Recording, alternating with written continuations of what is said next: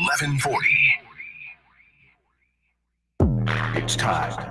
It is that time. Time for Stiles and Watkins. You can join the show by texting 916-339-1140. Find us on YouTube at Sacktown Sports 1140. It's time for Alan Stiles and Chris Watkins. Yes. Stiles and Watkins, Sacktown Sports, taking you up to 2 p.m. And it's a big one today, guys. It's a big one. Injuries galore for the Niners. We have the injury updates coming up in about 10, 15 minutes, and it's not good. Javon Hargrave is likely out for the season. You got Christian McCaffrey going overseas, trying to find a specialist. That can't be good. And Brock, from carrying the team, is now not out, but has a sore back. So we will get to all of that in about 10, 15 minutes. We also have Brock Purdy versus Joe Burrow. Numbers never lie, but do they always tell the whole truth? But we have those numbers, and we discuss, is somebody underrated or overrated? As Joe Burrow, they fall to 0-3 with the Jaden Daniels coming out party. Chris Watkins, I'll tell you this much, man. I've been very open about how the draft came through. I liked Jaden Daniels as far as a college quarterback, but it's hard to guess who out of these guys in college, especially if you run a lot, who will be able to do this at the next level and do it at a high level. I mean, like I said, Justin Fields is 3-0, but we saw the Justin Fields of the world. We've seen, and Justin Fields, I feel like, didn't even run as much as Jaden Daniels at Ohio State. We've seen other guys kind of do this in college and have it not translate. Now, this is only one game, Chris, but I would probably say that Jaden Daniels had already looked the best out of the other QBs, and then last night was the icing on the cake. Mm-hmm. We literally sat here, prop talk, and I said, I'm taking the running yards, and I guarantee you he's going to throw the football tomorrow, because I've been saying I want to see what the hype is about, and we saw it last night. That dude was straight up balling. Chris Watkins, how you doing? Good, yeah, feeling good. We're still creeping towards the start of the King season, so we can't wait for that. And yeah, that last night was something crazy, because I'm glad we got to watch some sort of football, because I had that Jags Buffalo game on for about 10, 15 minutes, and it was over. It was completely over. So I'm glad that we, I was really upset at the 2 Monday Night Football thing. I was like, what are we doing? I also looked it up. Next week, or this week, I guess, we also have 2 Monday Night Football games. So, again? Yes, again. Don't know what that's going to be about, but I think that's going to be the last one for the rest of the season. So I'm actually really glad that yesterday we had to, or else we would have nothing to talk about today. And we would have been incredibly bored last night. I mean, that Buffalo game was an absolute blowout. And to have Jaden Daniels, really have the entire spotlight, it's kind of what we were talking about yesterday.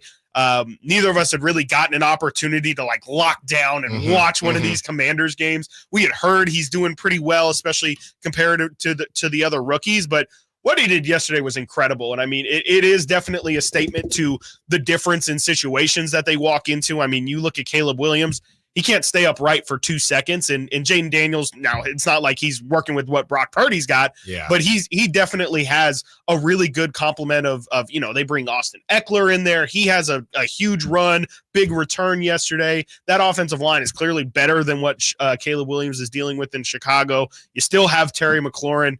I liked what I saw out of Luke McCaffrey yesterday. I'll tell you that. Might be adding him in some fantasy leagues. But I thought Jaden Daniels looked incredible. Those 2 deep balls to Terry McLaurin were picture perfect. And as long as he can stay healthy, I do kind of think that he's got the fast track to Rookie of the Year. Even though Caleb Williams, we're very early in the season. I know Caleb threw for 350 the other day, but Jaden just looks like the more poised, more composed quarterback, which is actually supposed to be the opposite of what we were told during draft time. Caleb was the ready to go, plug and play guy, and Jaden was the one that you were going to have to worry about because he's so skinny. You didn't know, what his style of play would be in the NFL, and dude was throwing some dimes yesterday. Yeah, and you know what? I'll give you this on the offensive, and it's all connected, right? Because without an offensive line, it doesn't really matter what weapons you have. Because Caleb's got better weapons. He does have better weapons. I mean, Keenan Allen, but Keenan Allen can't play. Yeah. He cannot get on the field. So that's a weapon that you brought over in the offseason, and you haven't even been able to see him play. What Jaden Daniels did with Zach Ertz making Zach Ertz look like it was back in his Eagle days, okay, as he's kind of bounced around since he's been done with the Eagles. I mean, that was incredible, Chris. The running, yes, I didn't hit for my prop talk, but he still ran when he needed to. I mean, that was by far his best game. And we also have to talk about the two on the losing end last night. You got to talk about the Jaguars, and you got to talk about the Bengals as well, because the Bengals, I mean, everybody was saying, hey, they did the 0-2 thing before, and then they went on a run. But there's a big difference between 0-2 and 0-3, and the Jags are done, but the Bengals are definitely going to be looking for answers. So we gotta break all that down. Rob Schneider returns to Sacramento for a night of nonstop laughs, and of course, Sacktown Sports wants you in the building. Hit up the Folsom Lake Honda hotline at 1 p.m. Chris will pick that number to score that pair of tickets to check out Rob Schneider at Hard Rock Live on October 4th, courtesy of Live Nation. Here you go, Chris. This is the bottom 6 quarterbacks in EPA, expected play average, per drop back through week 3. Okay, they have the 6 worst. Okay. Trevor Lawrence at 26, Bo Nix at 27, Caleb Williams at 28, Deshaun Watson at 29, Will Levis at 30, and Bryce Young is last. You know, somebody looked at these and they thought, man, it's pretty crazy. 3 number 1 overall draft picks and all first rounders except for Will Levis.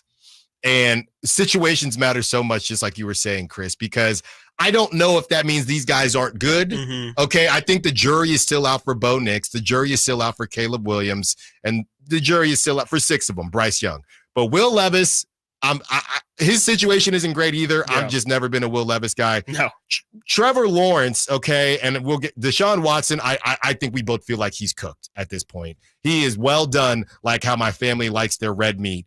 And last but not least, we'll go to Trevor Lawrence, who, I don't know, man. Look, now I'm seeing people say, Chris, Ben Johnson, you are the next head coach for the Jaguars. Okay, Ben Johnson, he's the offensive genius out there in Detroit. A lot of people were surprised that he stayed this past season. Okay, but now we're talking about Trevor Lawrence. What would that be, coach number 3 now? And we gave him the mulligan with Urban Meyer. You know, you have this Doug Peterson situation. You can't get throttled like that. And we're going to have conversations. And I know there's I think it's Murph on the text line who's been trying to, I told y'all about Trevor Lawrence because they gave him that money. A lot of people are saying, it's tough because a lot of people are saying Trevor Lawrence never should have got paid that money. I'm pretty sure I saw Richard Sherman saying, if you look at the tape, he was never worth $55 million. But it's all about timing in life, Chris. And the same conversations that we're having for some of these dudes, whether it's Tua, whether it's Jordan Love, maybe you make the argument that you've seen more flashes from these guys, but ultimately I can't really knock the Jaguars because the way, and I'm curious how long this system is going to stay the way it's been, because you get to a point with these young guys to where it's, I guess we got to pay them, even if we don't know if they're Jalen Hurts. You could throw him in there too. We got to pay them. We don't have a choice because the devil you know is better than the devil you don't. But they're not paying these guys. I don't think if Trevor Lawrence got 50 instead of 55, they're still raking them. They're still raking the Jags through the coals. But I don't know if I'm putting it on the Jags because of the situation. It's almost as if, what are you going to do? You have a couple options. You either try to trust in this guy and assume that they're going to continue getting better, or you go the Raiders Band-Aid route, and every season you got a Taylor Heineke or a Gardner Minshew, and that way doesn't work either. I think it's a rock and a hard place. Yeah, I mean, it's a really tough situation. I agree. I mean, I don't think they had an option but to pay Trevor Lawrence. I mean, it's a lot easier said than done. What are you supposed to do? Just move on from him and then restart the process? Right. I mean, he was about as good of a college prospect as what you're going to get. And I know, at some point you're in the NFL and that gets lost. But I do think, in a way, like that's got to matter. Like, you have to still believe that, hey, we've put him in bad situations and we have to put him in the best situation possible just to exhaust every option, because frankly, prospects like this don't walk around too often. And I know it's kind of crazy this deep in his NFL career to still be talking about, how essentially he was hyped up in high school. And he did live up to it a bit at Clemson as well. Definitely had some success. I just feel like, it is time that he starts to lose the benefit of the doubt, though. I mean, it's unfortunate for the Jags that they paid him. I don't think it's completely something that's not salvageable. But yeah, definitely, I think the ship has sailed on Trevor Lawrence being a top 5 quarterback. That just doesn't seem like it's going to be in the cards, at least for another 3 or 4 years. We've seen Jared Goff make some pretty impressive changes in offensive scheme, can definitely play a big factor in all that. So I'm not going to give up on Trevor Lawrence completely, but he's definitely lost the benefit of the doubt of being a top 5, and I would even say a top 10 quarterback at this point. You realistically, especially today, you cannot have any sort of top 10 quarterback conversations and even think about having Trevor Lawrence in it, where, when we did our list, I don't think any of us had him in there, but it was one of those where it's like, are we crazy for creating 3 individual lists and none of them have him on it, where I think even, Nate might have had Jared Goff on one of his lists. It just feels like, Trevor Lawrence, there should be no illusion that he's a top 10, maybe even top 15 quarterback. Yeah. And again, if you rank the bad quarterback contracts in the NFL, there's probably 5 really bad ones, maybe even 3, but I would say that Trevor Lawrence is at the bottom of that list. I mean, number 1, you got to go. It's Daniel Jones. It's Daniel Jones. It's Deshaun Watson. It's Daniel Jones. And then maybe we can get to the Trevor Lawrence conversation, because maybe even 2. I might put 2 in you front could, of and we'll never know now. Well, I guess we will know when he gets back in there. But you could, I don't want to be rude, but couldn't you say that part of the Tua conversation in what you just said and not wanting to pay him is because of his injury history? Sure. I mean, he came into the league not with the concussion situation, but didn't he have a bad hip injury? I mean, he was also injured at Bama. So I think Tua would definitely get a shout. Trevor Lawrence, he's been to the playoffs, so let's not act highest paid quarterback Trevor Lawrence is. I mean, that's bad. Behind Dak, Joe Burrow, and Jordan Love. Yeah, it's bad. Yeah. But it's the same idea of if Jordan Love regresses this season, right, it would be the same thing. At that time, you thought that he was going to continue to ascend, and he didn't. These are all gambles. Trevor Lawrence got a little bit more than some of these. They're all in the same. He could be 4th, but they're all in the same vicinity. Yeah. It's all a bad look if it doesn't work out. And it's bad, man. I mean, that was embarrassing. That you can't have that. And I don't know that Christian Kirk is a number 1, and you're missing Evan Ingram, but I like Etienne. I like some of the pieces that they have. Like, I don't even know if they got Gabe Davis, and what is it? They got, Brian Robinson. They got a couple guys out there that are, can do some things, but I don't think they have great weapons, Chris. But it's probably better if Andy Dalton. Did you see what Kevin Clark said last night? It was pretty hilarious. He said that Andy Dalton should go play the Jags next game, and basically Andy Dalton would be the John Taffer and team rescue and be the bar rescue and just play on different teams just to see. Shut it down! Well, just to see if these teams actually stink or if the quarterback actually stinks. He's the all-time QB. He's just an all-time QB. So next week he goes to the Jaguars. After that, where would he go after that? He can go to Miami, man. He can go to Miami, see what they got going on there. But yeah, just a rough go for one Trevor Lawrence. And trust me, don't think we're going to get away from Mr. Frosted Tips himself, Joe Burrow, because we got something for him coming up at 10:30. But coming up next at 10:15, we get into the 49ers injury report. Stiles and Watkins, Sacktown Sports. Photographs of losers on your wall. Did you miss any part of our live local shows? Don't worry, you never have to miss them again. Check out sacktownsports.com and search our podcast page and play our shows when you want. The Carmichael Dave Show with Jason Ross, Stiles and Watkins, and the Drive Guys. Plus, other podcasts like Return of the Empire, Return of the Roar, the Stingers Up podcast, and Golf to Go with Frank LaRosa. They're all available right now on sacktownsports.com. Some people just know they could save hundreds on car insurance by checking Allstate first. Like to check the propane tank on your grill first before hosting a tailgate. Let's fire up. Here, let me try. Seriously? You didn't check the propane? Who wants chips? Yeah, checking first is smart. So check Allstate first for a quote that could save you hundreds. Salt and vinegar? You're in good hands with Allstate.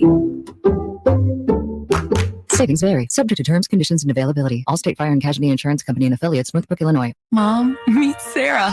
From first-time Nana moments. Yeah, welcome to Flight 101. To annual girls trip moments. Your can't-miss moments are worth protecting against RSV. If you're 75 or older or 60 plus with a chronic condition like asthma, COPD, heart disease, or severe diabetes, you're at higher risk of landing in the hospital from RSV. And there are no prescription RSV treatments. Check eligibility and schedule your RSV vaccine at vaxassist.com. So where should we go next? Sponsored by Pfizer.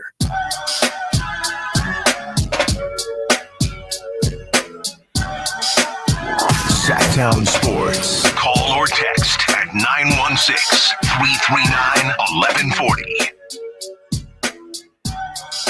Chris Watkins with an interesting note. Some of the ages really put things into perspective. Chris, you had a couple guys that Trevor Lawrence is still younger than. He's only 24 years old still. Yeah, he's only 24. His birthday's October 6th, so it's right around the corner. He's going to be 25. He is, I will say, he's only a year older than Bo Nix. So, I mean, if you want to give him the benefit of the doubt there, he is, let me see here. Let me see before I go on that list that I was telling you about. He's younger than Justin Fields, which is crazy. Justin Fields is born in March. He's 25 years old. Again, Trevor's 24 and his birthday's in October. I just think there's a long list of quarterbacks that are that would surprise you. Trevor Lawrence is younger than Jordan Love. He's 4 years younger than Joe Burrow, or 3 and some change. He's a year younger than Tua. He's a year younger than Justin Herbert. He's a year younger than Jalen Hurts. I just think that it's made probably a little bit too early to call it a career, or not to call it a career, but to try and say, okay, he is a bust, or he's not going to live up to a certain potential or anything like that. I just think it might be a little bit early, as I say. I just think right now there's no way you can have him in these top quarterback conversations. But saying that, he can change situation. Jacksonville can fix their situation. I just don't know if I'm willing to give up. I can't quit him. I think that's really what it is. I just can't quit Trevor Lawrence because I cannot get the amount of hype and the legitimate things that we saw from him coming into the NFL. I just have to believe that those traits are still there and somebody just hasn't brought it out of him. But here's my thing, Chris. A lot of this is based on, in my opinion, your division. Okay, so you start getting leapfrogged in your division. Mm-hmm. Now they're going to be question marks, especially guys that got drafted after you. You look at the AFC South, the Houston Texans. Okay, in the AFC South, you'd say C.J. Stroud is, of course, the best quarterback. Mm-hmm. If you then get leapfrogged by Anthony Richardson, okay, the Jacksonville Jaguars are 0-3. The Colts are 1-2. The Colts, maybe, I don't know if the Colts have better weapons than the Jaguars. I don't know. They got Alec Pierce going for deep balls. So if you get leapfrogged by Anthony Richardson and you're the third best quarterback in your division because the worst quarterback is one Mayo man, Will Levis. Yeah, that's a problem to me. Yeah, for sure. You know what I mean? You got to be a top 2 quarterback in your division if you're getting paid $55 million. Sure. And it might not be this season, but this season might be cooked. But sure, next season, whatever it is, I don't know what they do with Doug Peterson. Yeah. He's really testing the limits on, well, how far does a Super Bowl ring get you? Very he's really testing that one. Yeah. So we'll see how that goes. Let's get into the 49ers injury report. And like I said, don't worry. People say, nobody ever talks about Joe Burrow. We got something for Joe Burrow. Don't you worry. Javon Hargrave likely out for the season with a torn tricep. Kyle Shanahan says it's a big one. And I thought he had his best game yesterday. I thought he was a huge factor. The Niners can bring up T.Y. McGill or rookie Evan Anderson from the practice squad. Kalia Davis also is due to come off of injured reserve in the coming weeks as well for a defensive line who's been trying to generate some type of pass rush, Chris. And look, and you know what? Let's say this because I did mention it yesterday as that play was floating around. Look, and Nate, good on Nate to say, Javon Hargrave, he had probably his best game, right? His best game on Sunday. But all that was going around social media was that one play where he had given up his effort. And a lot of people had to eat crow and do the Michael Jackson moonwalk back because you found out that this man was playing with the torn tricep.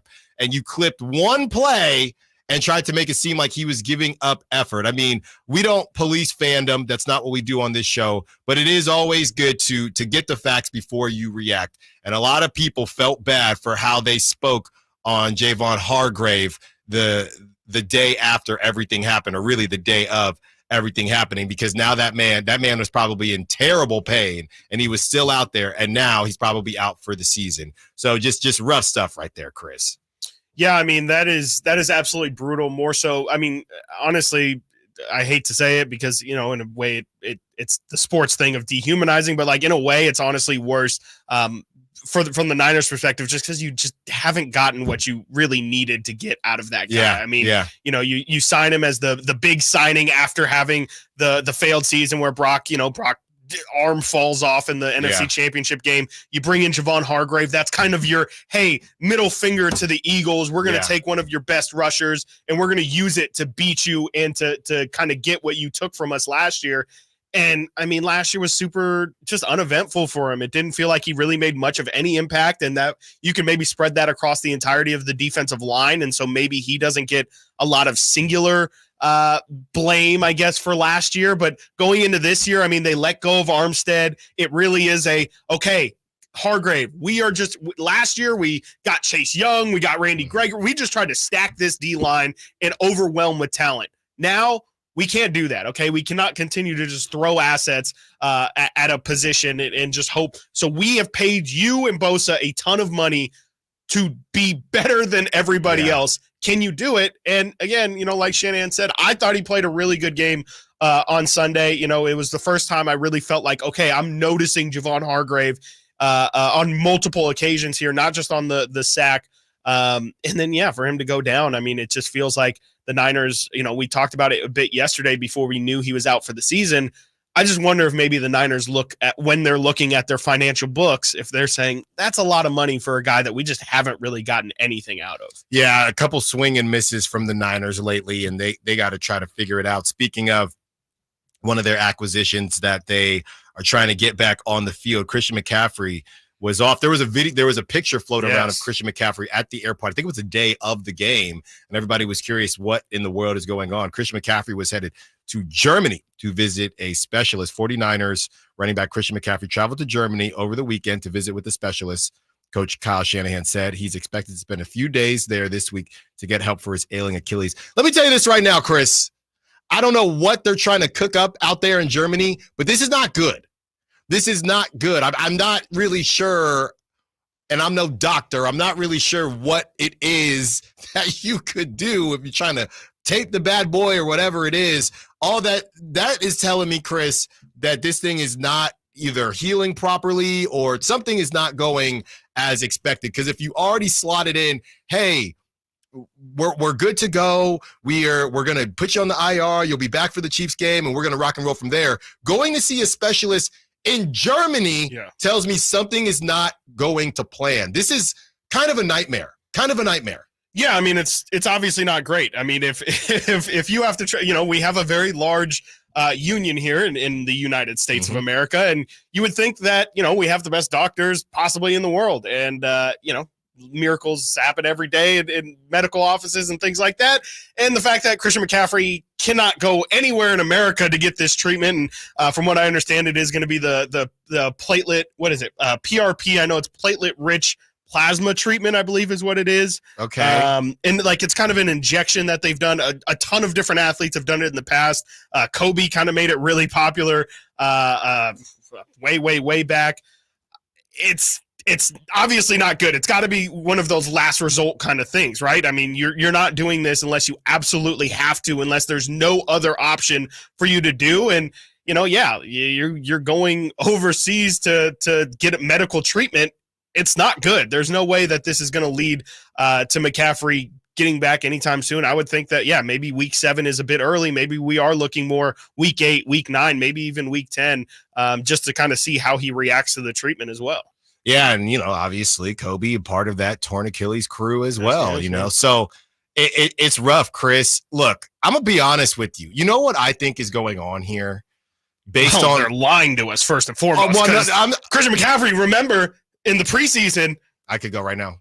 If this was a playoff game, if this was a regular season game, he'd be playing. Then it got changed. Then Kyle Shanahan changed it to We're talking about moving goalposts here. They're moving it more than I do. My goodness. I'm going to tell you what's going on. I'm going to tell you what I think is going on. I think Christian McCaffrey's Achilles is on its last leg, no pun intended. And I think they're trying to find a way to reverse the situation. Yeah. This is not this is more than tendinitis. This is things that, heal up quickly. If you're on the IR, you go into Germany, Chris. Yeah. I think that Christian McCaffrey, we've heard the stories of his dad, taking him out of school, taking him out of school, saying you can't wear jeans on game day because it's going to tire out your legs, and he's getting IVs during fourth period, things like that. I think Christian McCaffrey is literally just a machine. Yeah. And I think he cannot stand the idea of not playing, and he's going to do everything possible. But I think that this guy should not play. Yeah. And ultimately, I don't even know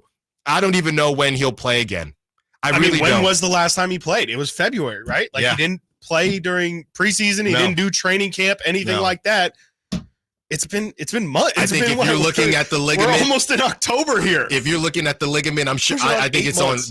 If it was a violin, right? They got one string left. Yeah, one string left, and they just don't. That he's refusing, Chris. That's what I think is going on here, because this makes absolutely no sense. It's kind of great. No sense at all. And last but not least, Brock Purdy is day-to-day with back soreness. MRI came back clean, and that's because, he needs more than Advil or Aleve for carrying the team like he tried to carry it in L.A. Coming up next, speaking of Brock Purdy, Matt Hasselbeck speaks on Brock. And we have a comparison, Brock, between a guy that everybody has in their top 5, but the numbers might say something else. We'll tell you who it is and what Matt Hasselbeck had to say. Stiles Watkins, Sacktown Sports. The only place you'll find Kevin Herter is Sacktown Sports. Herter's open, steps into 3. He's got the triple. Hey, Sacramento, it's Kevin Herter, and you're listening to the home of the Sacramento Kings, Sacktown Sports. Your local sports leader. Sacramento weather is brought to you by Folsom Lake Kia. I'm Tamara Berg in the KCRA 3 Weather Center. For your Tuesday, we're looking at sunshine, and we're feeling the heat. We don't have much wind out there right now. Highs today will peak in the range of 97 to 101. Expect a delta breeze overnight tonight, temps dropping back to lower 60s. Get the latest forecast on the KCRA 3 News and the KCRA 3 app. DC here for Folsom Lake Kia, where they make car shopping easy with a huge selection of new Kia models, low payments, and zero down deals with approved credit. Folsom Lake Kia, your trusted dealer in Folsom for over 25 years. FolsomLakeKia.com. Khalid, live in concert. See him performing at the venue at Thunder Valley, Saturday, October 5th. Get tickets now at ThunderValleyResort.com. Don't miss the sensational Khalid for one night only at the venue at Thunder Valley, Saturday, October 5th. For more, visit KhalidOfficial.com. Who's ready for some fun on Saturday? Country in the Park 2 takes over Heart Health Park at Cal Expo with Dirk Bentley, Harmony,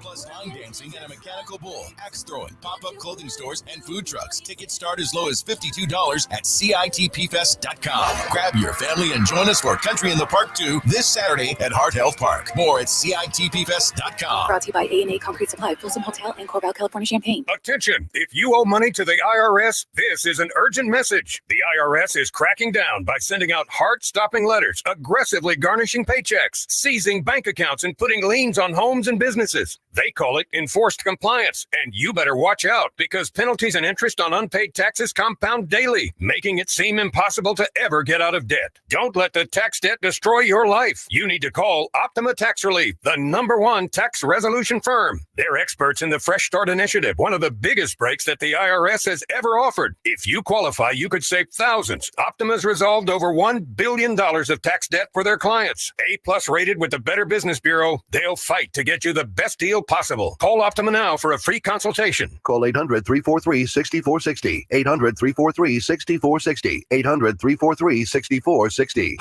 Optima Tax Relief. Some restrictions apply. For complete details, please visit OptimaTaxRelief.com. When I want to stretch out after a long day, my sofa needs to be comfortable, but it also needs to look attractive and inviting when guests come to visit. Hi, I'm Frank LaRosa with a word about Naturewood Home Furnishings. We spend so much time on our living room sofas that we forget they're a focal point and a hint to our decorating tastes. Right now, during Naturewood Home Furnishings sofa sale, you can save on every sofa, including gallery-exclusive custom-ordered flex steel furniture. Whether you're interested in a new sofa, sectional, or recliner, you can choose from hundreds of colors and fabrics. Nobody has more styles and choices than Naturewood Home Furnishings. And when it comes right down to it, it's all about choices and always about quality. Shop Naturewood for the look you love at a price you'll love even more. Visit Naturewood Home Furnishings right now for this remarkable sofa sale. Off Highway 50 at Hazel, look for the water reel.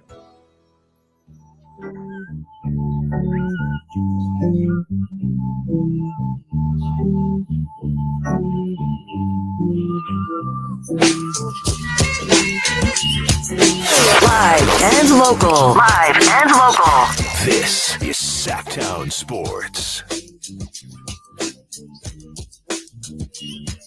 Good point here from the 916. Why would the Niners give McCaffrey that raise if he was having these issues? Maybe they didn't know. I mean, wasn't the report that he was dealing with this, honestly, last season as well, towards the end of last season? So then they would have known, yes. And look, let's be honest, 916, if you were up for a raise or you know, thought that you could get an extension or something like that, maybe the calf isn't feeling that bad, right? Or maybe the hope was, I think, to be fair, I'm not saying anything nefarious was going on. Maybe the hope was that it would be ready in time, and that was the understanding, and somebody was wrong. Now, whether Christian McCaffrey in his heart of hearts knew how bad it was, I don't know. Maybe he didn't know. You know, he got married this summer. Maybe he didn't know how bad it was until they got back on the football field and started trying to do real deal stuff. But, you know, after the season that he had last season, I get why the Niners did make that move. But yeah, I guarantee you they wouldn't have given him that money if they knew it was this bad. So whether he didn't tell them, whether he didn't know, whether nobody knew, I don't think the Niners would have given him the money that they gave him this offseason if they knew it was going to be this bad. As we talk about getting money, and somebody else that is due to get some money is one Brock Purdy. Before we give these comparisons, we have some sound from Matt Hasselbeck, who was on the Herd with Colin Cowherd, and this was from yesterday. Matt Hasselbeck kind of breaking down things, and honestly, guys, I'm gonna be completely honest with you, it's a lot of the same things we've heard, right? At this point in time, you're either on the side of Brock Purdy is just getting carried, and you're probably never going to leave that side, or you're on the side of, I don't know why people keep talking about how Brock Purdy's carried. He's much better than that. I think we're in the lane of, we don't think he's getting carried. We also don't need to continue to talk about how some people do think he's getting carried, because I do think that minority is changing. But here's Matt Hasselbeck on one Brock Purdy. I want to start with Brock Purdy, and I don't know if we touched on this last week. I said I'd always been a little bit of a critic. I'd said, come on, it's a Mercedes, just don't drive it into a tree. It's these guys. It's like 9 Hall of Famers. Let's contextualize this. But you know what? No Christian, no Debo, no Kittle. Ayuk and him are out of sorts. I sat there and watched it yesterday, and I'm like, I would sign him. I mean, it's just like I can't sit here and punish him forever because he went in the 7th round. People missed on him. What's your take on Purdy? Yeah, well, I love you, Colin, but I could not disagree with you more. Brock Purdy is an absolute baller. Like, the guy does not get enough credit. I really don't enjoy the criticisms of him that his team's so good around him, because turn on the tape. This guy is an absolute machine. I think he's lucky to have Kyle Shanahan. Yeah, no doubt about that. But Kyle Shanahan's fortunate to have him as well. This is a match made in heaven. I thought he was outstanding yesterday. You know, people will look at the 3 touchdowns. They should also look at the no interceptions. He protects the ball well. He delivers on double moves. He uses his legs when he needs to use his legs. He's very good at what I call KYP, know your personnel. It's not about who's not out there. It's about who is out there. And Javon Jennings has been playing good football for a couple of years now, and he leaned on him because he needed to, but it was outstanding, and it wasn't like he was going to his first read. He was, there was a design play to go to somebody else. It's not there. He's cool and calm, and he gets to number 2, and it's a touchdown. So I think he's a really good player that doesn't get enough credit. That was Matt Hasselbeck on the Herd with Colin Cowherd. And I got some numbers for everyone. These first numbers are from Brock Purdy in his first 24 starts. Yards, 6,439. Touchdowns, 49. Passer rating, 113.6. Turnovers, 18. Joe Burrow, his first 24 starts. Yards, 7,103. Touchdowns, 48. Passer rating, 98.1. And turnovers, 25.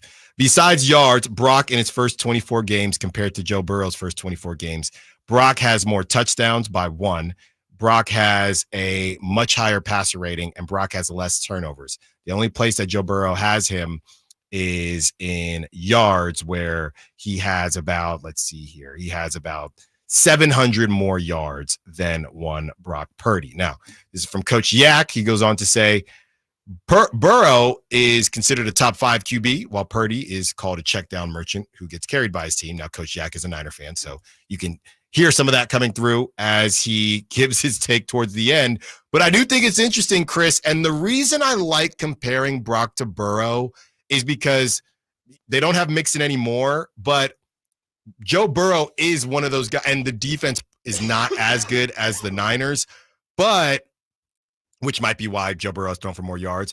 But with that being said, weapons-wise, it's pretty similar, right? It's not as if you're doing this with Justin Herbert or somebody who hasn't had weapons. I like this because Joe Burrow is considered an elite guy, but he does have Jamar Chase, Jamar Chase is better than any wide receiver on the Niners. I mean, T. Higgins, I don't know, is T. Higgins? I mean, I think there would be a conversation between T. Higgins and Ayuk, and if anything, it's close. You go to the tight end position, and yes, you'd probably have George Kittle there, and obviously Christian McCaffrey from the running back position, even though with Joe Mixon last season, I think it was a bit closer. But I like this comparison, Chris, because Joe Burrow has also had weapons.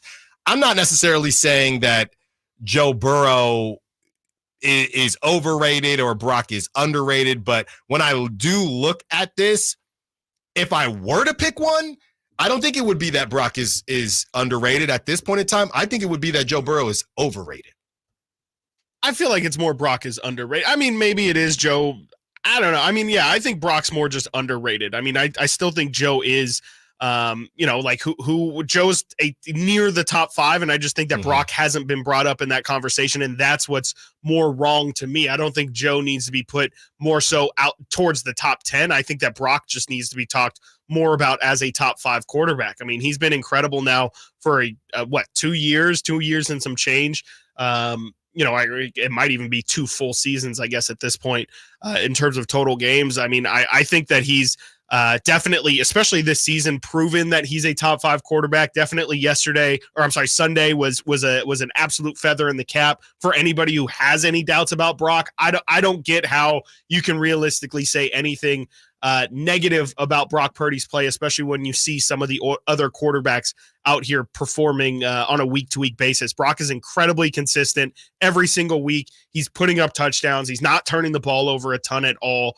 I think it's more on Brock still not being talked about as a top 5 quarterback more so than Joe Burrow not being a top 5 quarterback. Well, there are a couple things at work here, right? And I think it's similar to the NBA when you talk about your top 10 list and who has had a down season, who has maybe been injured, and who had just continued to ball out. Is this based on legacy and being grandfathered in versus year to year? Because you could say Joe Burrow, and we'll see how the numbers shake out. They're 0-3 right now, and I know we go back and forth on whether or not wins are a QB stat, and Lamar Jackson, they're only 1-2. But if you look at who's considered the elite, okay, Patrick Mahomes is in there, Lamar Jackson, you had Joe Burrow, Josh Allen, and then from there it gets a bit squirrely, like we figured out during the offseason with the Justin Herberts, the Dak Prescotts, the Matthew Staffords, the Aaron Rodgers, Hurts, and the CJ Strouds, right? So I do think that they're the guys that put up the numbers and put their team in a position to win every single season. And we'll see what happens with one Lamar Jackson this season.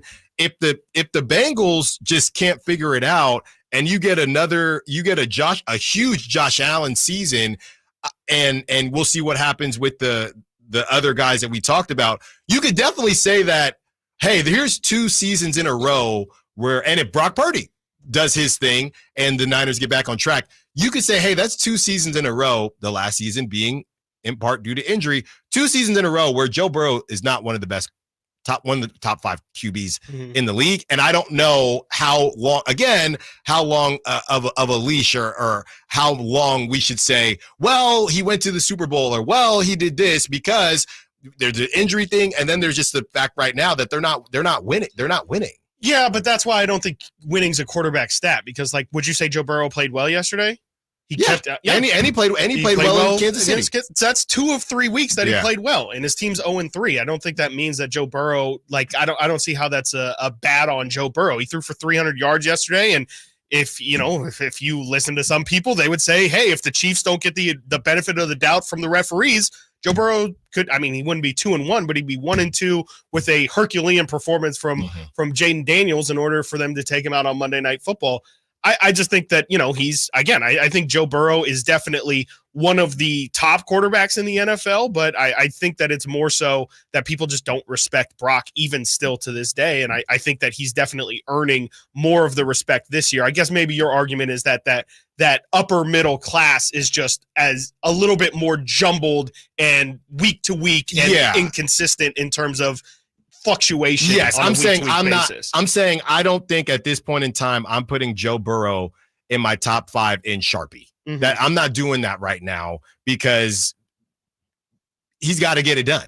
And he's 0-3 right now. We'll see how it ends for them. I believe we looked at their schedule, what was it, after their loss last week, and said this is not going to get easier. And what we said was, hey, this is where they're going to get back on track, because they have the Commanders and teams like that, and then they lose to the Commanders. So, yeah, I'm not putting it all on Joe Burrow, the QB stat thing, the win thing. And a lot of people are saying, well, now all of a sudden that the Niners are losing. Wins are not a QB stat, but when it was Jimmy Garoppolo and Brock Purdy going to the Super Bowl, it was a QB stat. So, yeah, I'm just saying it's a lot closer than people think. And it sounds like you're more about Brock being underrated. I'm willing to have the conversation about Joe Burrow being overrated. But you cannot run the football yourself. You cannot throw the football to yourself, or I think Brock Purdy would at least try to. The Niners, after all these years, somehow have a yak issue. Is it time to unleash one Jacob Cowing? Stiles and Watkins, Sacktown Sports. On the move? Got somewhere to be? Take Sacramento Kings basketball with you. The Sacktown Sports app will let you stay connected to your passion. Never miss a moment of Sacramento Kings basketball with the Sacktown Sports app. I didn't ask to be thrown in the streets with nowhere to go. I didn't think I'd survive. But I did ask for help, and Covenant House was there for me. 1 in 10 young adults will experience a form of homelessness this year. For these kids who didn't ask to be put in this unthinkable situation, Covenant House is there. Covenant House helped me break the cycle of homelessness in my family. They gave me the love that I needed. Over 2,000 young people will sleep safely in a Covenant House bed tonight. When youth who are experiencing homelessness have a hot meal, a safe place to sleep, medical care, and love, they can overcome heartbreaking challenges and have a brighter future. They just really genuinely just wanted to help me succeed, and I'm succeeding. I'm a speaker, I'm an author. Covenant House really helped me and really helped mold me into the woman I am today. If you or someone you love is asking for help, go to safeplacetosleep.org today. It's Capital Casino, Sacramento's #1 poker room. And guess what? Primetime football is back. Capital Casino is giving away $500 per game in high hand bonuses for every Sunday, Monday, and Thursday night primetime game. As always, offering the best food, the best service, and the best action with the most variety of games in the region, conveniently located in downtown Sacramento. So check them out, Capital Casino, and always remember to gamble responsibly. 1-800-GAMBLER. A new Honda? Nice. Well, it was like this. It was a super hot day, so we all stopped for some ice cream. When bam, the AC went out. My dad started sweating and was all, man, I stink. And my brother was like, I hate this car. And my mom was all, I'm dying in here. Then I said, it's time to call Stockton Honda. Then Dad was like, honey, you're right. I knew you were my favorite. And just like that, Stockton Honda to the rescue. StocktonHonda.com. Who's ready for some fun on Saturday? Country in the Park 2 takes over Heart Health Park at Cal Expo with Dirk Bentley, Harmony, Sasha, plus line dancing and a mechanical bull, axe throwing, pop-up clothing stores, and food trucks. Tickets start as low as $52 at CITPfest.com. Grab your family and join us for Country in the Park 2 this Saturday at Heart Health Park. More at CITPfest.com. Brought to you by A&A Concrete Supply, Folsom Hotel, and Corbell, California, Champaign. Finally, an easy way to find home improvement contractors. Just visit subcontractorsunited.com and simplify your search for home services professionals. From cabinets to windows, roofing to plumbing, Subcontractors United is an easy, simple way to find and hire a home improvement contractor. And you never have to give up personal information. So no harassing phone calls like you get from those other websites. SubcontractorsUnited.com is sponsored by D&D Cabinets and Savage Design.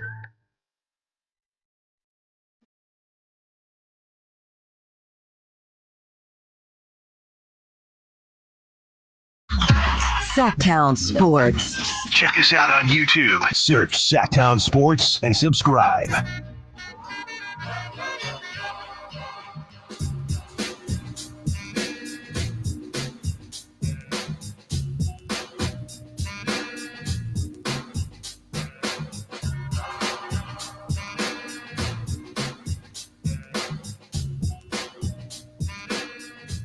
This is from Nick Wagner, does great work for the Niners and ESPN. The 49ers are averaging 3.1 yards after catch per reception. That ranks dead last in the NFL and is a surprising drop-off from the group that has led the NFL in that category in every season from 2018 to 2023. Even the bad, that means even the stinker seasons, they were still the Yak Bros. And during that time, without ever averaging fewer than 6.2 yards after catch in any of those seasons. First things first, somebody comments saying makes it more impressive that Brock is second in passing yards. I think that's a good shout. I do think that's a good point. But that's a problem, Chris. Yeah. That is a big problem. And, you know, the separation, you and I were having a discussion prior to the show and really what to do with the Yak issue and who is this on when Debo's been out, Kittle's been out. How much should you be worrying about it right now until you get your guys back? And I do think that part of this is, okay, Kyle Shanahan, you know, I think some of this might be on you as well. You know, I mean, you famously scheme people open. Look, Jawan Jennings is not having any separation problems or Yak issues. So, you know, the rest of the guys, they got to figure it out. And we have more of that specifically on Brandon Ayuk. But before we get into this Jacob Cowing piece of this with a article from Grant Cohn, yeah, if you were doing a blame pie or looking at the Yak issue as a whole, how much should we just say, well, there's injury, right? And the crew isn't out there. Right. Brandon Ayuk can't separate their, you know, can't get loose the same way he would because you don't got a Debo to worry about. Right. You got Ronnie Brick Bell hands to worry about, and that's just not really an issue. Yeah, I mean, I think that it's definitely a little bit concerning for sure. I mean, I think, you know, it is fine to say injuries and things like that. I just think that when you go from first to worst, that's a bit extreme. You can go from first to middle of the pack, but to go from first to worst to me really signifies that there is something more fundamentally wrong with what they're doing. And, you know, I haven't really looked at the all 22 film or anything to really see if there's a difference in the routes they're running or if it is the separation that's really leading to it. But I think at the very least, you know, maybe if you wanted to, you know, do it week by week and think of excuses. Yeah. I mean, I think last week, you know, obviously nobody's healthy and, you know, your main playmakers really aren't out there. Christian McCaffrey, obviously huge with Yak. Kittle is one of the OG Yak boys. And for sure, obviously Deebo Samuel as well. So that definitely does hurt. And if you want to take it to week 2, Brian Flores, the defensive scheme he was running again was pretty much primarily base, so the Niners wouldn't get any explosive plays. If you're pretty much playing 2 safeties back, you're not going to get beat deep a lot, and there's probably not going to be a lot of room after the catch because those guys are just constantly roaming in the defensive backfield. So I would say maybe it is a product of going against Brian Flores one week and then the next week being incredibly down, but I still think Kyle Shanahan, like you said, his system is built to kind of create space for guys, and it doesn't seem like that's happening. I definitely think Brandon Ayuk has some blame to take for it because, he is their main receiver out there right now, and you got to step up. You can't really be an excuse if you're going to be a team's number 1 receiver. You have to still find out how to get open. We talked about it yesterday. Devontae Adams doesn't have any issues getting open, even though he's the primary focus on the other end. Jamar Chase, Terry McLaurin yesterday, Justin Jefferson, obviously. There's so many receivers that you still have to create space and still figure out how you can be you even when you're down. I think it's concerning. I won't say it's, a 5-alarm fire or anything like that, but it's definitely something to monitor because that is a real sign that the Niners are not being themselves. If they're not getting Yak, they pretty much popularized it on the mainstream. Not that it wasn't a thing before, but, to turn it into the Yak Boys and, we got Yak Harlow being the nickname for our boy Ricky Pearsall. I just think it's a really bad sign that there might be something wrong with the foundation of the house. This is from Kevin Kruger. Brock Purdy's average target separation is at 2.9 yards. That is the second worst in the NFL, and he's been pressured the 6th most in the NFL. So Brock is look, going back to what David Lombardi said, I know it's maybe in a vacuum more so than a totality, but you're putting Brock in a tough situation this go round. And, we had the conversation of whether that 60 mil was off the table. It might not be. It might not be when you're playing through what Brock seems to be playing through. And that's a problem, man. It's just, it's a problem. It's we'll see if it gets better. I mean, we haven't heard anything yet on the Kittle front. We don't know if he'll be able to suit up this week. I think that goes a long way for sure. I definitely think, if Brock's not healthy, like you said, that's not helping the equation at all. Maybe it will. Maybe in terms of Yak, it will. Maybe he's a little bit quicker to get the ball out of his hands. Maybe they do run a little bit more slant routes, and that kind of gets, more of their traditional offense going. But yeah, you'd imagine, especially with something being wrong with your back, you probably don't want to be loading up onto that back foot and letting something fly 30, 40 yards down the field. So, it'll be interesting to see just how these injuries in general affect the Niners, and they just continue to stack up. So I guess we shouldn't expect it to stop anytime soon. But yeah, it's getting towards scary hours with the Niners. You got your star running back out there in Germany. You got your defensive tackle, out here for the season. Deebo Samuel. We still don't have an official time frame on Deebo, right? Couple weeks. It's a quote unquote couple weeks. Yeah. So, it's just a mess. And Ayuk still, we don't know if he's playing himself into shape, if there's maybe something else going wrong with that situation. And, here Jawan Jennings and Jordan Mason just continue to plow on and step up big. So we'll see how it continues to go. So as far as Jacob Cowing is concerned, Grant Cohn wrote an article, and this is coming off the heels of John Lynch on the flagship last week saying that Jacob Cowing may get a couple opportunities this past week, and he did not. So John Lynch says that. And then yesterday, Kyle Shanahan was asked multiple questions regarding Jacob Cowing's absence versus the Rams. And he essentially said that he's not ready yet. Here's the quote. He is trying to get more comfortable with the offense and just earn a role with it. Still got a bit to go, though. He goes on to say he hasn't been able to make his way into that group yet. And the more he gets comfortable with the offense and the more consistent he gets, then he'll earn those opportunities. Chris, a lot of people feel like Kyle Shanahan is making a mistake with Jacob Cowing, who did ball out during the preseason. They're now referencing how, look, and I don't want to do revisionist history. I always liked Jordan Mason, but a lot of people are saying they buried Jordan Mason behind Elijah Mitchell, and now they're going to do the same thing with Jacob Cowing versus Ronnie Bell.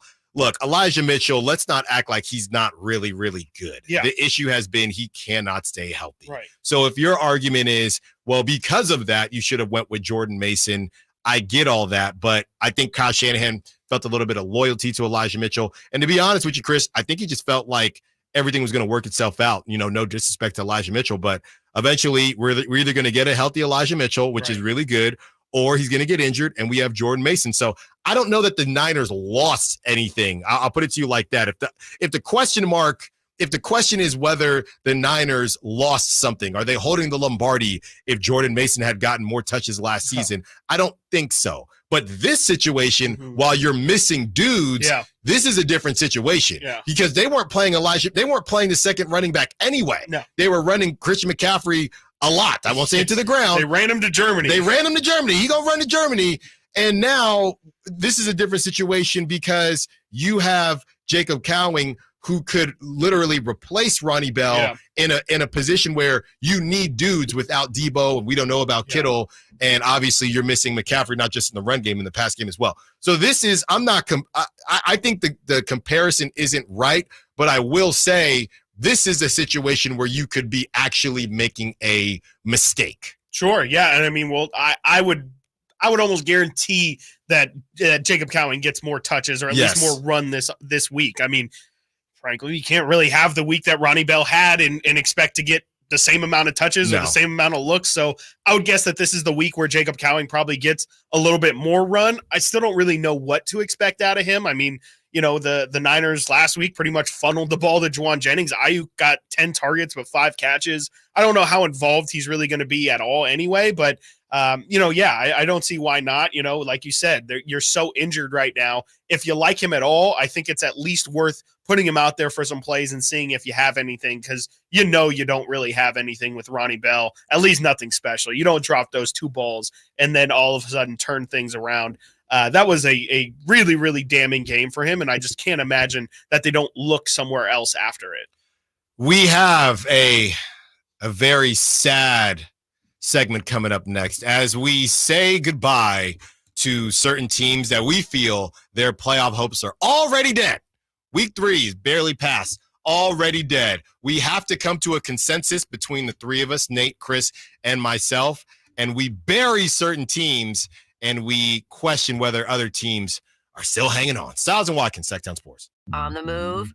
Got somewhere to be? Take Sacramento Kings basketball with you. The Sacktown Sports app will let you stay connected to your passion. Never miss a moment of Sacramento Kings basketball with the Sacktown Sports app. You've seen him on the roast of Tom Brady, and you've heard him host the #1 podcast in the world, Kill Tony. Now see Tony Hinchcliffe perform stand-up comedy live at the Venue at Thunder Valley, Friday, October 11th. The man behind millions of views worldwide and countless sold-out shows brings his stand-up set to you, Tony Hinchcliffe. Critics call him a must-see. Don't miss this stand-up comedian, writer, podcast host, and professional wordsmith live in Sacramento. Tony Hinchcliffe. Get tickets at ThunderValleyResort.com. Who's ready for some fun on Saturday?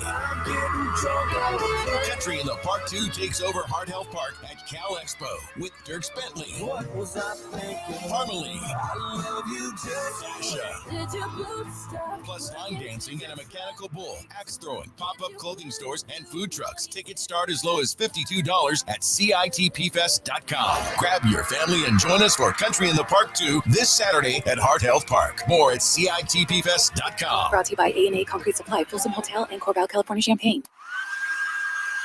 I feel like I'm constantly cleaning hair off my bathroom floor. At least my Swiffer sweeper makes it easy.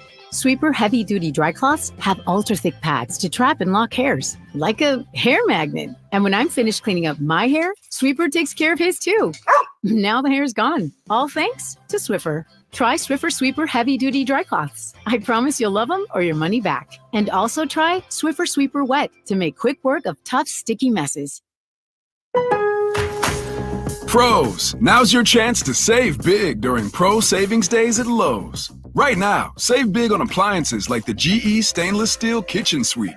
Plus, save $40 on 5-gallon pails of Valspar Reserve, Valspar Defense, and Valspar Stain. Shop Pro Savings Days today for big savings on everything you need to get the job done right. Because Lowe's knows pros. Valid through 9/27 while supplies last. Selection varies by location. Sacramento Dodge Chrysler Jeep Ram. They believe it's all about people and choices. Their goal is to find the car that fits your lifestyle. With their huge inventory of models, they've got the right car and, more importantly, at the right price every time. Experience for yourself why their customers drive away smiling. Discover the difference, because it's not just about the car, it's also about the people. Experience the Sacramento Dodge Jeep and Chrysler difference off Business 80 next to Hagen Oaks, or you can find them online, SacSuperstore.com.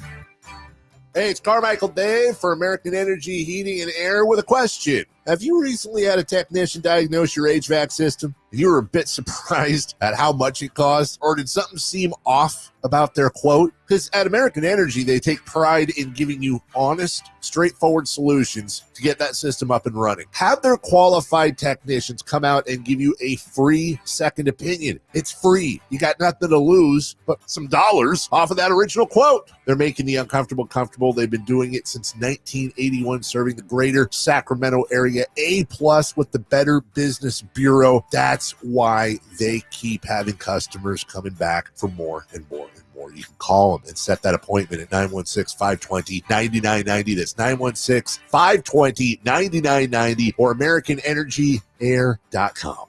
Call 916-520-9990 now.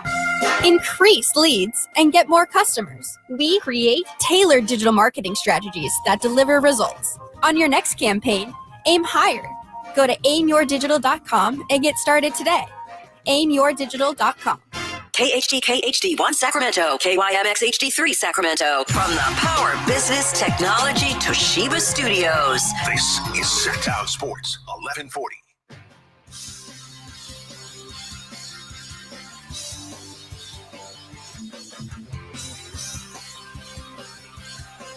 Sacktown Sports. Call or text at 916-339-1140.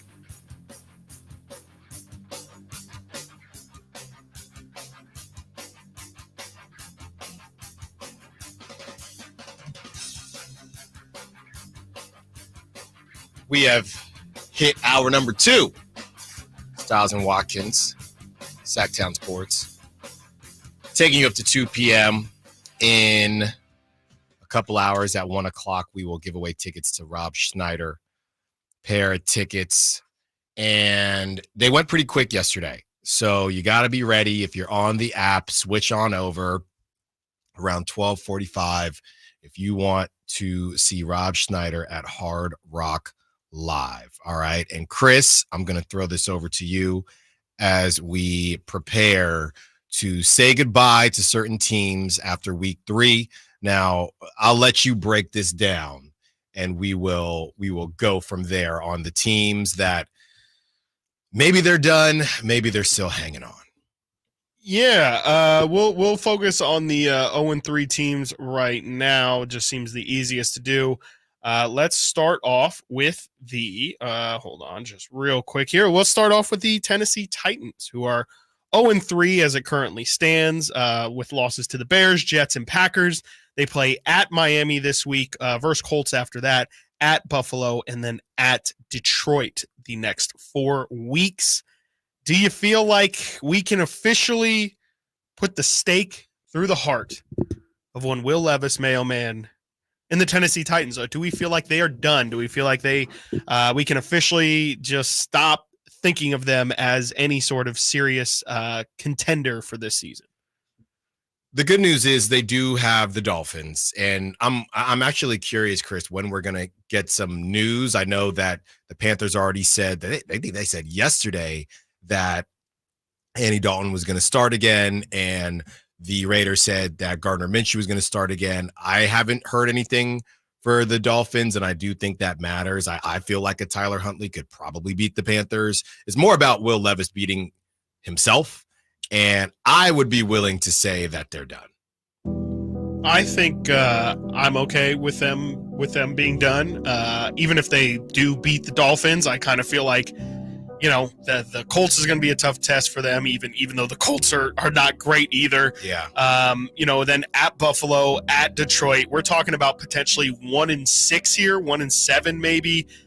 I want to be 1-7. I just don't feel good about where this team is going, and I honestly just don't see where they turn it around. Like I don't really see where the wins are necessarily gonna come from, where the streak ends, and it just feels like their running back situation is okay, not great. I don't really know where that offense is going to start popping because Will Levis looks like the worst quarterback in the NFL. And that's what what's so interesting, and you don't know how much somebody still has left in the tank. I mean, what are you doing if you're DeAndre Hopkins? Why are you? What is your goal? They got Calvin Ridley too, and they just got Calvin Ridley, right? DeAndre Hopkins, celebrity birthdays. He's only 32. I thought he was older than that, but it's just what. I guess you just love football. Why are you there?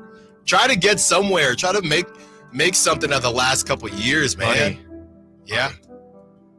And do you remember when about DeAndre Hopkins, not a lot of teams wanted him, so he just wanted to get paid. I remember he called out a bunch of teams when he signed with Tennessee. The Titans are dead. They're no more. They're not going to make the playoffs. And on top of that, Will Levis, pardon my language here, is a cruddy quarterback. Mm-hmm. So they got nothing. They're done. Absolutely nothing. All right, kill the music. Let's get to number 2 on this list. Chris, who do we got? We've got another 0-3 team here. We got 2 of them from yesterday, so thank you for the content. The Jacksonville Jaguars are 0-3, and it should be stated that as we talk about this 0-3 situation here, only 6 teams in the NFL's history have started off 0-3 and then made the playoffs. The 81 Jets, 82 Bucks, 92 Chargers, 95 Lions, the 98 Buffalo Bills, and most recently the 2018 Houston Texans went on to win the AFC South after starting 0-3. They finished 11-5. So we're talking about obviously something pretty insane here. Mm-hmm. All of those teams ended up at least 10-6, 10-5-1 the 81 Jets were. So we're talking about a team essentially going 10-2 the rest of the way here, 10-3 or maybe 11-2 the rest of the way here. Not feeling great. It would definitely take a team with a lot of talent. I don't know if the Jaguars are going to be that team. And you mentioned the AFC South to me earlier. That to me is going to be the real toughie, is that they're not going to beat out the Texans for the best team in that division. And, I think that they're being 0-3. They already are so far behind the wild card. I just don't really see it for the Jags. I don't know where they turn it around. I hope for Trevor Lawrence's sake, but I at Texans versus Colts versus Bears versus Patriots the next month, those are some winnable games there. Maybe they can turn it around and start to feel good, but I don't have a lot of faith in the Jaguars. It's kind of a fool me once, shame on me, fool me twice, shame on you. Well, other way around. It's funny because it's these AFC teams, Chris. I'm actually going to go AFC South teams. Yeah. I'm actually going to go in the other direction. Okay. And this is more about we can't kill them. Yeah, I'm not killing them yet. Breathing. I don't know why I'm not killing them yet. Honestly, Chris, the reason I do know why, it's because the Texans, they lost last week. If you do beat the Texans, you can start to crawl. And I think the Texans might be in the midst of a sophomore slump. Maybe not specifically C.J. Stroud, but in part C.J. Stroud. I think they had one bad week though. But they haven't looked dominant in any game though. They've been winning, but it has not looked like last season yet.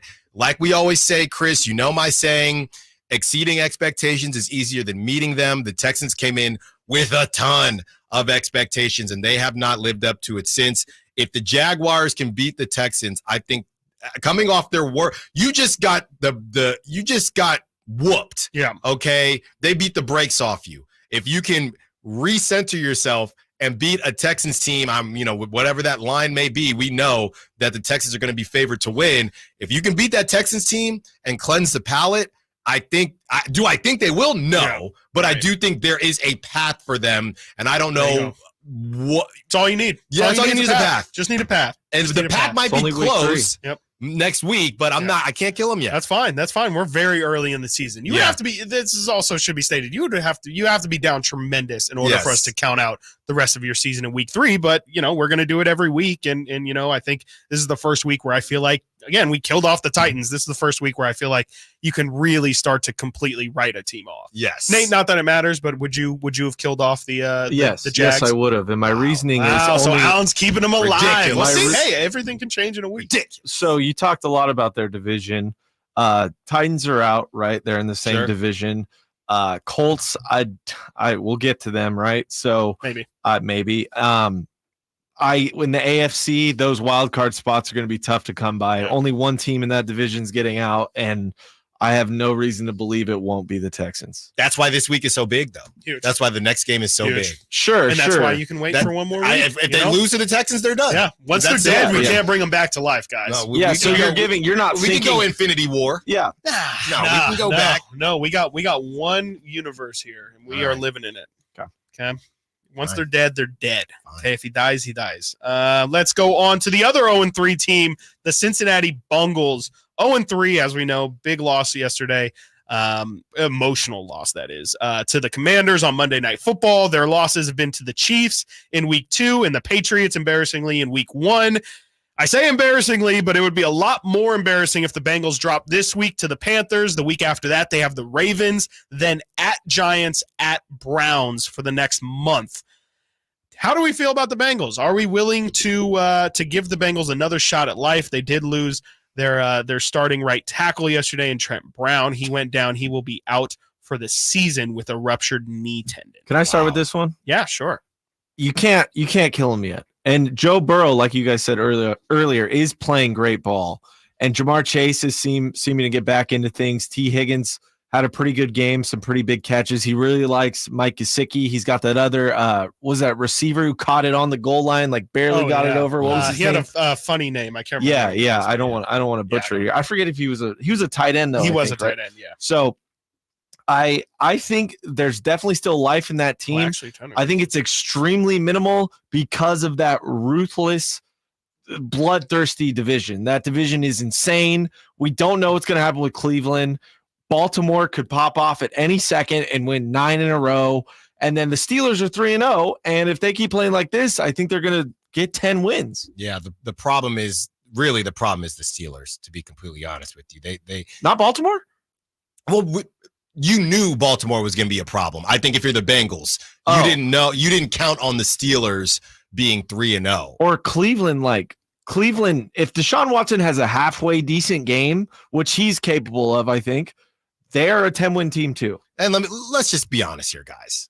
There's no reason that we shouldn't kill off the Bengals with this division and starting out 0-3. We're not going to, because we're giving Joe Burrow the benefit of the doubt. But as we just talked about a couple segments ago, I'm getting close to being done. And I know he's not playing poorly. It's not his fault, but I'm done giving the Bengals the benefit of the doubt. If they lose to the Panthers, we know it's over. I think we honestly should kill them off now because of the division.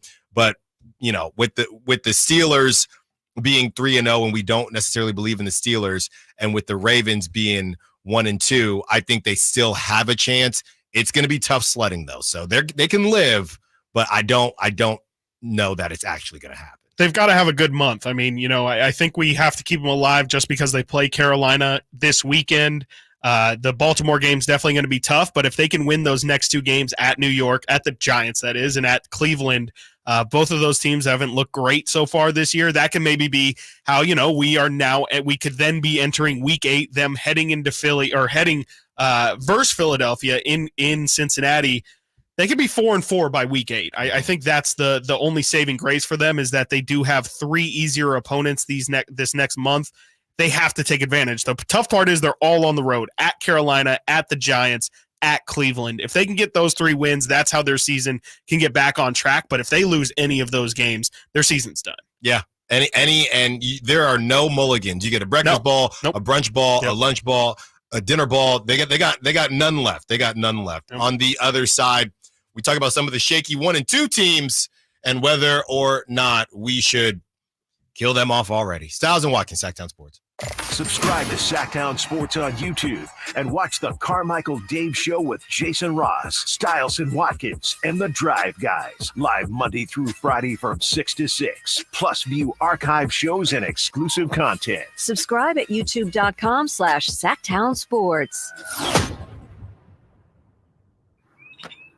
You guys got a new Honda? Well, it was like this. My mom was driving me to school when, bam, our car started smoking. My mom wasn't happy, so she called my dad and said, honey, if you value your life and our marriage, you'll take care of this now. So my dad calls up Stockton Honda and was like, can you get me approved for a new car and save my marriage? And they're all, sure, Mr. Jones, we do this every day. And just like that, Stockton Honda to the rescue. StocktonHonda.com. As a mom, I'd do anything to keep my child out of physical pain. Dr. Pamela Maida is a board-certified orthopedic surgeon. As a doctor, I know that growth spurts can cause pain in my child's feet, and that can affect their legs and back too. Good Feet Youth Arch Supports are designed to alleviate, even eliminate common pain. Investing in youth arch supports for your child or teen is one of the best decisions you can make. Come to the Good Feet store now for a free fitting and test walk.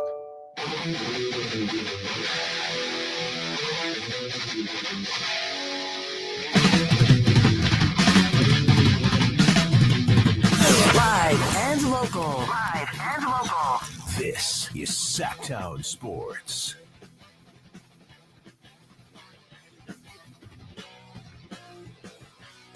Continuing to go through some teams and whether or not their playoff hopes are done, whether they are officially cooked, whether they are well done, or whether they are still alive.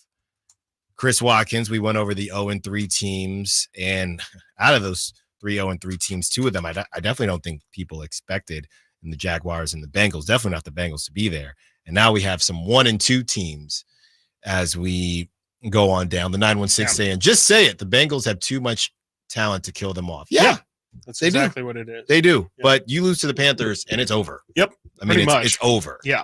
And you know what? Let's just start there. Why don't we? The Panthers, they have a little bit of signs of life here after a very embarrassing first 2 weeks. They, of course, take down the Las Vegas Raiders in Vegas on Sunday, 36-22. Their by far highest point total of the season. This week, as we just mentioned, they play the Cincinnati Bengals. Following that, they will play in Chicago at the Bears versus the Atlanta Falcons, and then at Commanders. A bit of a confusing slate ahead. It seems like they're playing a bunch of teams who are also trying to figure out exactly where they're going to fall this year. 2 rookie quarterbacks in that situation as well. How do we feel about the Carolina Panthers after their best win in probably, 3 to 4 years it had to have been? How do we feel? Are the Panthers still alive, or is Andy Dalton a cute story, but at the end of the day, there's nothing really to worry about here? Yeah, to me, really, I guess this is like, can they go 8-8 or something? Yeah, the Panthers are done. Yeah. I mean, I think that said more about the Raiders. This is a classic. What happened to Jeff Saturday? He beat the Raiders. Yep. They did not keep him as a head coach. They didn't do diddly after beating the Raiders. And I think it's going to be the same thing here with the Panthers. I think that was just the Raiders just embarrassing themselves at home. And I just don't trust that the Panthers are going to go on a roll here. So we don't have to kill them right now, but I also have absolutely no faith that they're going to do anything this season. Alan, let's just put them out of their misery. Just put them out. We could wait. We could try and figure out, hey, are they going to be scrappy against the Bengals? Oh, they play the Bears this week. We know what this is. Yeah. We know what this is. We know what that sounds. Goodbye. It's unfortunate. It was a great win. We thank you because Alan, myself, and Nate were on that win all week. We were calling it. It was so obvious. But Panthers, I'm sorry. Nate, I take it with the bells that you're agreeing. You're okay with killing off the Panthers? I have no words. Beautiful. Just bells. Wow. Just bells. Moving on. You know what? We might as well. Let's get spicy. We'll talk about the team they beat, the Las Vegas Raiders. It just takes one no. It just takes one no. It just takes one no to keep them alive. I don't want to do this. So their life is in your hands. I don't want to because you know I'm killing them all. No, you know don't do that. Don't do that. I do think that there's still hope that they can maybe turn things around, and I definitely don't think it's going to happen, but I definitely feel like I won't say it's on life support here, but the Raiders, after kind of embarrassing themselves this week, they have a couple other opportunities against some middling teams this next month versus Browns, at Broncos, versus Steelers, at Rams. All of those teams are winnable games for the Raiders. It's just that it feels like we know what kind of team they're going to be. They're going to be a roller coaster week to week. They might look great one week and then embarrass themselves, the following one. I don't really know how to read it, so I'll give them some time to maybe show us that they're better than what I think they are, but I want to kill them, but I'll agree, and I'll spare you, and I'll keep them alive. I'll spare you the decision. Yeah, there's not going to be a lot of situations where you're just going to play the worst team. I mean, they just did, and they lost, right? So you're not going to play the Panthers and then the Titans, and there's just not a lot of terrible teams out there. And you just played when you lost. So you're looking at the next three games, Chris, at it, yeah. And it's the Browns who. Look, you want to be in the playoffs, you got to play like a playoff team. Yes. And a playoff team beats the Browns. A playoff team beats the Broncos. You go 2-1 and just be 3-3, and then we'll see what happens. Sure. Then get to LA for your home away from home, and you see what happens. But if you go 1-2 against these three teams who none of them are world beaters, you're done. So I'm not killing them off yet. But to me, because I don't know what the Steelers are going to be, you need that Broncos game, and it's either the Steelers or the Browns. You can't lose both of those. Agreed. But you need that Broncos 100%. game. Nate, any words for the Raiders? I'm just going to say they're alive so 10 Raiders fans don't show up in my apartment and scream at me. So, sure, they can make it mathematically. Yeah.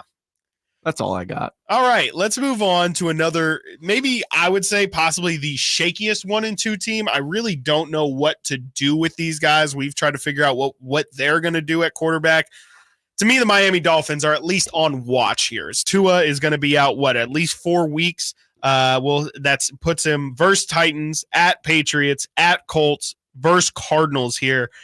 They are potentially Skylar Thompson. I did get an update here. They are saying he's day-to-day, so he will be questionable for Sunday. Potentially Tyler Boyd, I believe. No, not Tyler Boyd. Tyler Huntley? I forgot Tyler Huntley is their backup. But Boyle, that's Tim Boyle is the quarterback that they ran in the fourth quarter. We don't know if Tyler Huntley knows the playbook or not, so I don't know if he'll even be able to play. Just run the option. And that's why I say that Wildcat. It really doesn't matter. I think the Dolphins are dead. Okay, yeah. I'm willing to say they're dead. You kind of threw me for a loop in the beginning. I thought you were going to say they had a chance here. I don't think so. This is very similar to the Jaguars because of that division. How many wild card spots are available? Because they're not winning that division. Yep. They're going to get way behind. They have the Jets and the Bills to deal with, and it looks like the Patriots aren't a joke. Patriots might sweep them this year. You don't know. So I think it's too far gone. I think this is a recoup season for Miami, and they're going to have to look in the mirror, especially Tua, by the time the season's over. Yeah, they basically have to do what the Jets did with Aaron Rodgers and get you a Tyrod Taylor. You need a high-level backup. Yeah. I know we never seen this guy play, but you go out and if the Niners think so highly of him, go get you a Brandon Allen. Dare I say, I don't know what. Trey Lance. Hey, no. I've been saying it. Mike McCarthy, right? Yeah, Chris Daniel. I don't know what happens with the Vikings here, but if let's say the Vikings fall off a cliff or let's say they're decent, but you still want to go in the direction of JJ McCarthy, maybe the Dolphins give Sam Darnold a call, something like that. Guys, real quick, I missed this one earlier as we were talking about Trevor Lawrence, just real quick while we were still around the Raiders conversation. We were talking about Trevor Lawrence and how he might need to change the scenery. You were going to pay Dak $60 million. The Raiders were, okay? That was all the reports. You're going to be too good again to get a high draft pick. Right. You're stuck. Presumably. You're stuck. Yeah. You're stuck where you've been in purgatory forever. UPS Chris says, put Trevor Lawrence on the Raiders and he would be a stud. He has 0 weapons on the Jaguars. Raiders have all the weapons and don't have a QB. All of the weapons. They have all of the weapons. They have more weapons. They have more weapons. Receiver. Calvin Ridley is not on the Jags. No, he was. He was. So we can get into a little bit later, but it was just a thought that I came across. Yeah, we'll see. I don't know why the Raiders would be the solving thing for Trevor Lawrence, but yeah, why not? And Sunshine in Vegas. As we talk about the Miami Dolphins, their only win this season is against the Jacksonville Jaguars, 20-17. Looking at these results, tough. 31-10 to the Bills. I know that's the game Tua gets hurt, and then last week 24-3 to the Seahawks. Like, they are just getting absolutely demolished here. Versus Titans, at Patriots, at Colts, versus Cardinals. Those are winnable games, but I just don't think that their quarterback situation, like, I don't even think they can just get it to their skill guys. They have enough of them. I don't even think they have the ability to do that. I think that I'm okay with the Dolphins being cooked. Bye. Are we trying to do one more here? One more. Okay, I have 3 different options, so I don't know which one we should go with here. Do the spiciest one. Do the Giants. What? That's quick to me. Trying to get to break. All right, let's do the Giants then. Why not? Bye. We'll do the Giants 1-2. They've lost to the Vikings, Commanders. They beat the Browns this past weekend. Their next month, I think, pretty much, Nate, you can start playing the bells. There you go. Versus Cowboys, at Seahawks, versus Bengals, versus Eagles, at Steelers. That is a rough month ahead looking for the New York Football Giants. They are, again, 1-2 and playing 5 pretty decent opponents their next 5 weeks. Are we willing to say that Brian Daboll, the genius of the summer, is officially done for the season? Oh man, it should be Daniel before Daboll. Daboll won Coach of the Year. Daboll won Coach of the Year with a very mediocre team. Got them to the playoffs. Yes, they beat the Vikings. They made a mistake paying Daniel Jones. Sure That's did. all. I mean, and Yeah, it sucks. The coach is going to suffer for that. They're done. That's the way the bell tolls. There you go. They're either going to be 1-7 or maybe 2-6, but they're done, especially in that division. They're done. NFL Blitz up next. We go around the NFL with the biggest storylines from this week. Who won? Who lost? Who blew it? Who showed up? Stiles and Watkins, Sacktown Sports. Keegan Murray plays here. Keegan scores another 3-pointer. Keegan Murray knocking it down for 23 points. Matched De'Aaron Fox for game scoring honors. Sacktown Sports is your proud home of the Sacramento Kings. Sacramento weather is brought to you by Elk Grove Honda. I'm Tamara Berg in the KCRA 3 Weather Center. For your Tuesday, we're looking at sunshine and we're feeling the heat. We don't have much wind out there right now. Highs today will peak in the range of 97 to 101. Expect a delta breeze overnight tonight. Temps dropping back to the lower 60s. Get the latest forecast on the KCRA 3 News and the KCRA 3 app. At Elk Grove Honda, we've acquired some of the best pre-owned cars we can find. Whether you purchase a new Honda or a like-new pre-owned Honda, Elk Grove Honda has the right Honda at the right price. In the Elk Grove Auto Mall, Highway 99 and Elk Grove Boulevard, or elkgrovehonda.com. I gotta get an Elk Grove Honda. Who's ready for some fun on Saturday? Country in the Park 2 takes over Heart Health Park at Cal Expo with Dierks Bentley, What was I thinking? Harmony, I love you just plus line dancing and a mechanical bull, axe throwing, pop-up clothing stores, and food trucks. Tickets start as low as $52 at CITPfest.com. Grab your family and join us for Country in the Park 2 this Saturday at Heart Health Park. More at CITPfest.com. Brought to you by A&A Concrete Supply, Folsom Hotel, and Corbell, California Champaign. If your passion is bass fishing, only one radio show has the action, information, and excitement of your favorite outdoor sport. Ultimate Bass, hosted by Tournament Bass Pro and California Outdoor Hall of Famer Kent Brown, takes you live to where the fish are biting every Saturday morning. Only Ultimate Bass feeds your passion with the latest news, products, tips, and advice from the pros. Ultimate Bass with Kent Brown, Saturday mornings at 5 a.m. on Sacktown Sports 1140, part of SEP's Saturday Morning Outdoors. Jerry and Kenny here from Bell Brothers. And if you've even thought of replacing your old, outdated, inefficient windows, now is the time to take action. Right now at Bell Brothers, when you buy one window, you'll get the second one for 30% off. That's right. Buy one, get the second one 30% off. That's real savings, up to $6,000. You have to buy at least 4 windows to qualify, and you can't mix windows and doors. But beyond that, every second window is 30% off. For example, when you buy 10 windows, you will get 5 windows at 30% off. We also have 0% interest financing available for qualified buyers. Call for details. To take advantage of our buy one, get one 30% off sale, call Bell Brothers now at 916-444-1234 or find us online at theNoSurpriseGuys.com. The No Surprise Guys, Bell Brothers. It's your boy Drapes, Kyle Draper from Mercedes-Benz of Stockton. I just love my new Mercedes-Benz EQS SUV. You know, I used to have a Tesla for a number of years, but it felt like I was sitting at the kids' table. When I got my Mercedes-Benz EQS SUV, I finally felt like I had made it. I was sitting at the adult table. If you don't believe me, go test drive one for yourself. As soon as you hop in, you'll notice the comfort, the luxury, just the overall feel. Make the short drive down I-5 to Mercedes-Benz of Stockton or go online anytime at mbofstockton.com.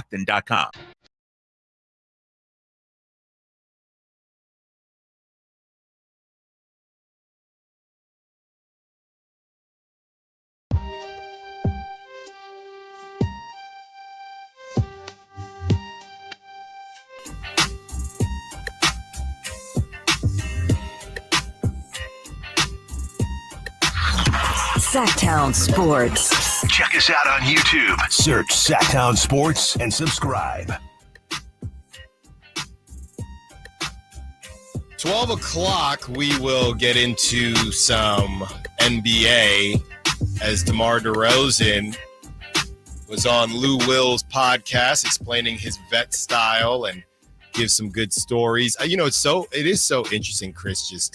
I know we got to get to the NFL Blitz here, but just having a guy that's just been such an open book in DeMar DeRozan.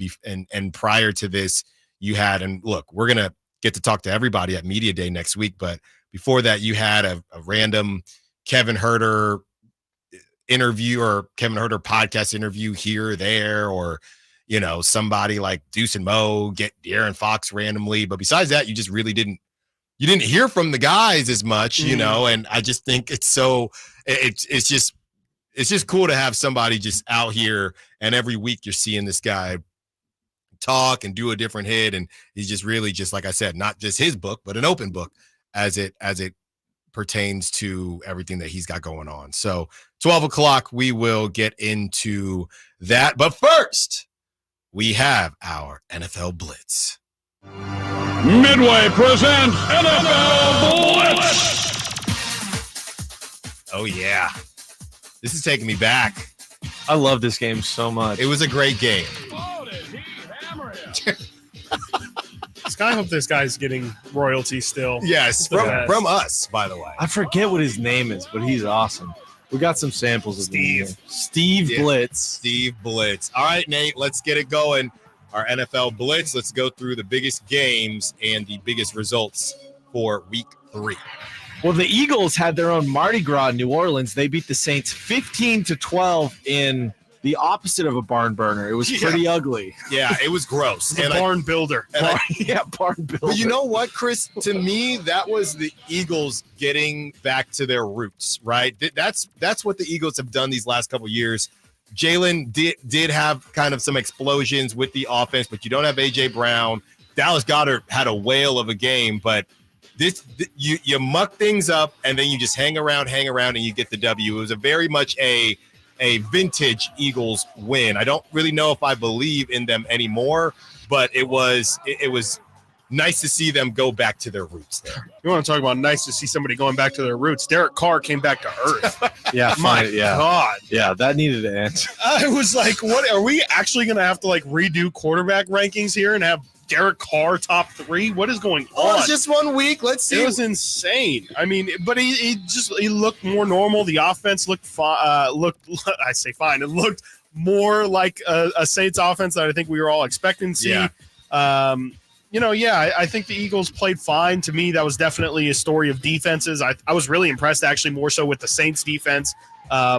Eagles too. I think the Eagles, especially their defense, has kind of gotten a bad rap, especially this year. All of a sudden, everyone is talking about their age and them aging out. I think it was a really good performance to slow down the most explosive offense in the league to that point. We'll see. Like you said, I don't know if I'm willing to say the Eagles are a better team, but it's at least a new dimension. Last year, I think they lose that game, but the fact they have Saquon literally won them that game, bust open that first touchdown. when they had absolutely nothing going for them. They were scoreless through 3 quarters.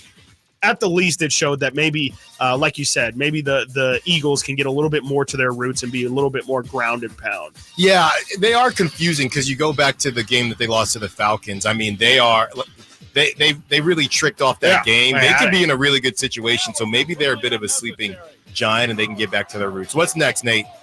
All right, so this is a good one for Chris. I actually have a question. Maybe we can do next segment. Give Chris a little Viking segment because I feel like he deserves one at least a week for every win they get. Sure. Right? Like I think so. The Vikings stunned the Texans 34-7. Yeah, Chris, I'll let you kick this one off. I'm the only one who picked the Vikings here, though. Yeah. I want to say that. And why did you do that? Just to be different? No. I think once I saw what they did to the quickest processor this side of the Mississippi and Brock Purdy, I figured maybe they'll do the same thing to the Texans. It's an elite processor. Elite. Yeah, I mean, it was crazy. There was definitely some moments there where I had to kind of gather myself and say, oh my gosh, I think I'm actually believing in these guys. It's a bit of a scary thing for me, but that defense, I have to fully believe it's legit. This is the best Vikings defense I've seen maybe like 4 or 5 years, definitely since Mike Zimmer left. It's been incredible, and it's crazy because the defense has been the thing that has just absolutely held this team back. They have been an absolute turnstile these past couple of years, pretty much since Kevin O'Connell took over. The offense has been solid, but it's really the defense this year that has made this team one of the best in the NFL. And if Sam Darnold can keep playing the way he's playing and not turn some of these ridiculously confusing, head-scratching plays into turnovers, as long as they stay on the positive of the Minnesota side, it's going to be gravy this year. I mean, I really think that there's potential that they can have, a 10 to 11, 12 win season if things continue to go right. But things can turn very quickly. Once the pressure starts getting to Sam Darnold, the literal pressure starts getting to Sam Darnold, I feel like he's going to look like a completely different guy. I'm scared for it, but at the moment, I'm feeling really good about how they're playing. At least. Real quick. Yeah. If the Vikings went to the Super Bowl in New Orleans, would you go?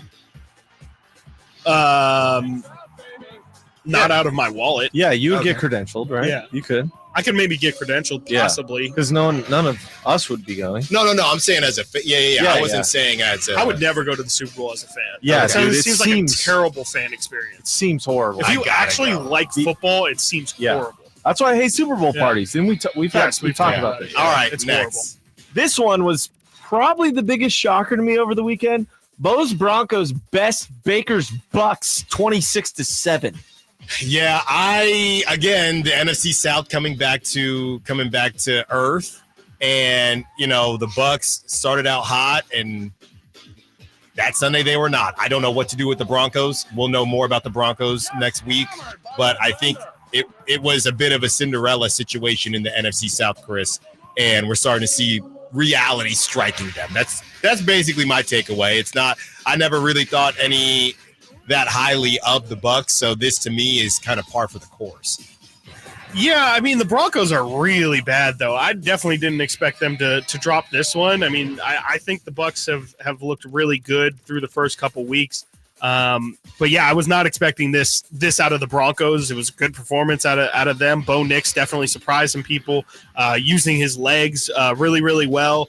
I don't know if it's going to be something that we expect to see a lot, but I think it's at the very least that Sean Payton, we forget Sean Payton's a really good coach, even though he had a terrible season last year. I think if you don't have many distractions and if they listen to Sean, I think that there's a chance they can win 6 to 8 games this year. I wouldn't bet on it, but I definitely, or more so on the 8 games, but I think that they're going to do this all year where they just surprise random weeks, and I think they're going to be scrappy every week.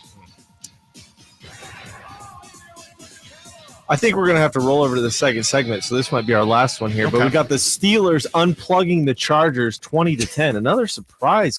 Well, I guess we don't really know what to do with the Chargers. No idea. No, I think we all thought that the Chargers were going to – they need – I'm surprised the Chargers weren't in the business of the Brandon Ayuk conversation because they just don't have weapons. Well, to be fair, they might have been because when Harbaugh was in the Peyton Manning sweepstakes, he denied it the entire time. So there's no true reports about it or nothing big, but Harbaugh would not give up. So that's kind of how he rolls. Yeah. So to me, the Chargers still trying to figure out who they are with a new coach.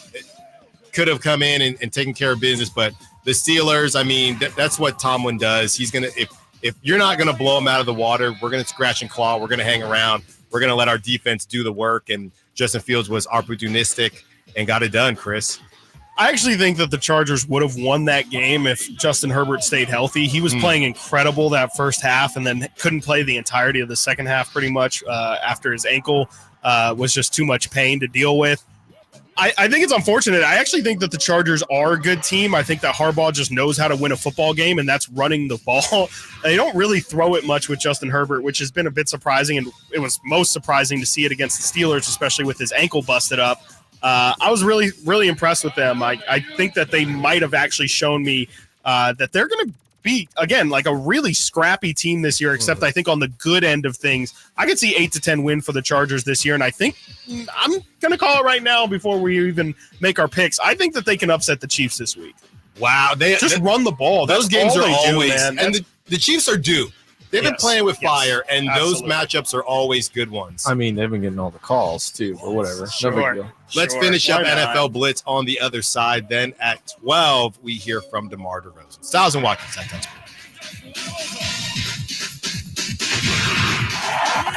Trying to find out where to catch your favorite team's games? Are you a fan of the Kings, Niners, and the NFL? Well, Sacktown Sports has you covered. Touchdown! San Francisco! It's all on his shoulders. Cox rocks. He fires for the win. He's got the triple. Catch all your Kings, Niners, and NFL games all year long on Sacktown Sports and SacktownSports.com. Who's ready for some fun on Saturday?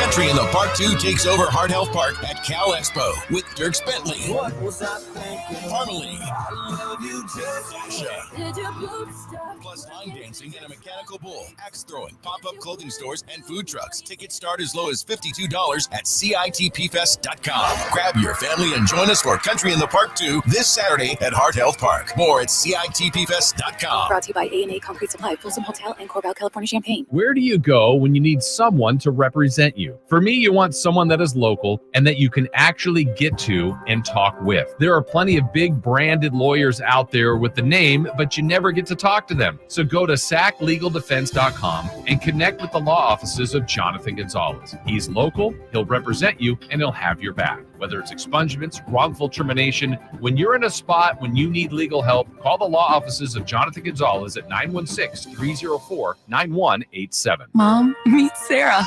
From first-time Nana moments. Yeah, welcome to Flight 101. To annual girls trip moments. Your can't-miss moments are worth protecting against RSV. If you're 75 or older or 60 plus with a chronic condition like asthma, COPD, heart disease, or severe diabetes, you're at higher risk of landing in the hospital from RSV. And there are no prescription RSV treatments. Check eligibility and schedule your RSV vaccine at vaxassist.com.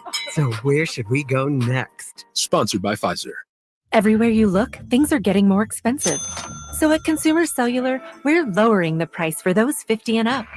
Now you can get unlimited talk, text, and data for $30 a line when you buy two. That's just $60 a month for 2 unlimited lines. So if you're 50 and up, make the switch and save. Come on, you've earned this. Call 1-888-FREEDOM or visit consumercellular.com today. Requires 2 lines of service, age validation, and credit approval, subject to system and area limits, taxes, and other fees apply. You can live out your MasterChef dreams when you find a professional on Angie to tackle your dream kitchen remodel. Connect with skilled professionals to get all your home projects done well. Inside to outside, repairs to renovations. Get started on the Angie app or visit Angie.com today. You can do this when you Angie that. Tired of ads interrupting your favorite news podcasts? Good news! Ad-free listening on Amazon Music is included with your Prime membership. Stay up to date on everything newsworthy with podcasts like The Daily, Up First, and 5 Things Uninterrupted at Amazon.com/ad-free. Just head to Amazon.com/ad-free to catch up on the latest episodes without the ads. Model year-end pricing is back at Folsom Lake Honda, your one-stop Honda shop. During the model year-end event, lower interest rates at Folsom Lake Honda make lower payments. It's no wonder why Folsom Lake Honda is your one-stop Honda shop. Come in today or check out our entire inventory online at folsomlakehonda.com. Get an instant cash offer for your trade at folsomlakehonda.com. We'll buy your car whether you buy from us or not. Folsom Lake Honda is your one-stop Honda shop. Folsom Lake Honda. Go to folsomlakehonda.com. Your one-stop Honda shop. I'm Ken Korak with your Green and Gold Report, brought to you by Xfinity Mobile. Connect to the most reliable 5G network nationwide. Well, opportunity is a big part of September baseball, and in the case of the A's lefty Brady Basso, it's been a bit of a twisting path. When he took the mound for the Athletics against the White Sox on Friday the 13th, he was beginning his 5th stint with the ball club this year. He went out and fired 5 1/3 innings of shutout baseball that night to earn his first major league win. Want to save on some of the biggest names in streaming on the network made for streaming? Now through September 21st, get 150 megabit Xfinity internet for 12 months with a 1-year contract. And for just $15 a month, add the new Stream Saver that includes Peacock, Apple TV Plus, and Netflix for just $35 a month. Switch at Xfinity.com today. Restrictions apply. Requires paperless billing and auto pay to store bank account. Equipment, taxes, and fees extra. After promo, regular internet rates apply. Currently $54 a month. Actual speeds vary. Stream Saver requires Xfinity internet or TV and price subject to change. Don't miss Comedy for a Cause, Thursday, September 26th at the Venue at Thunder Valley Casino Resort. An outstanding evening of comedic performances. All proceeds from Comedy for a Cause will benefit the Placer County Sheriff's Activities League and Child Abuse Prevention Council of Placer. Midway presents NFL Blitz!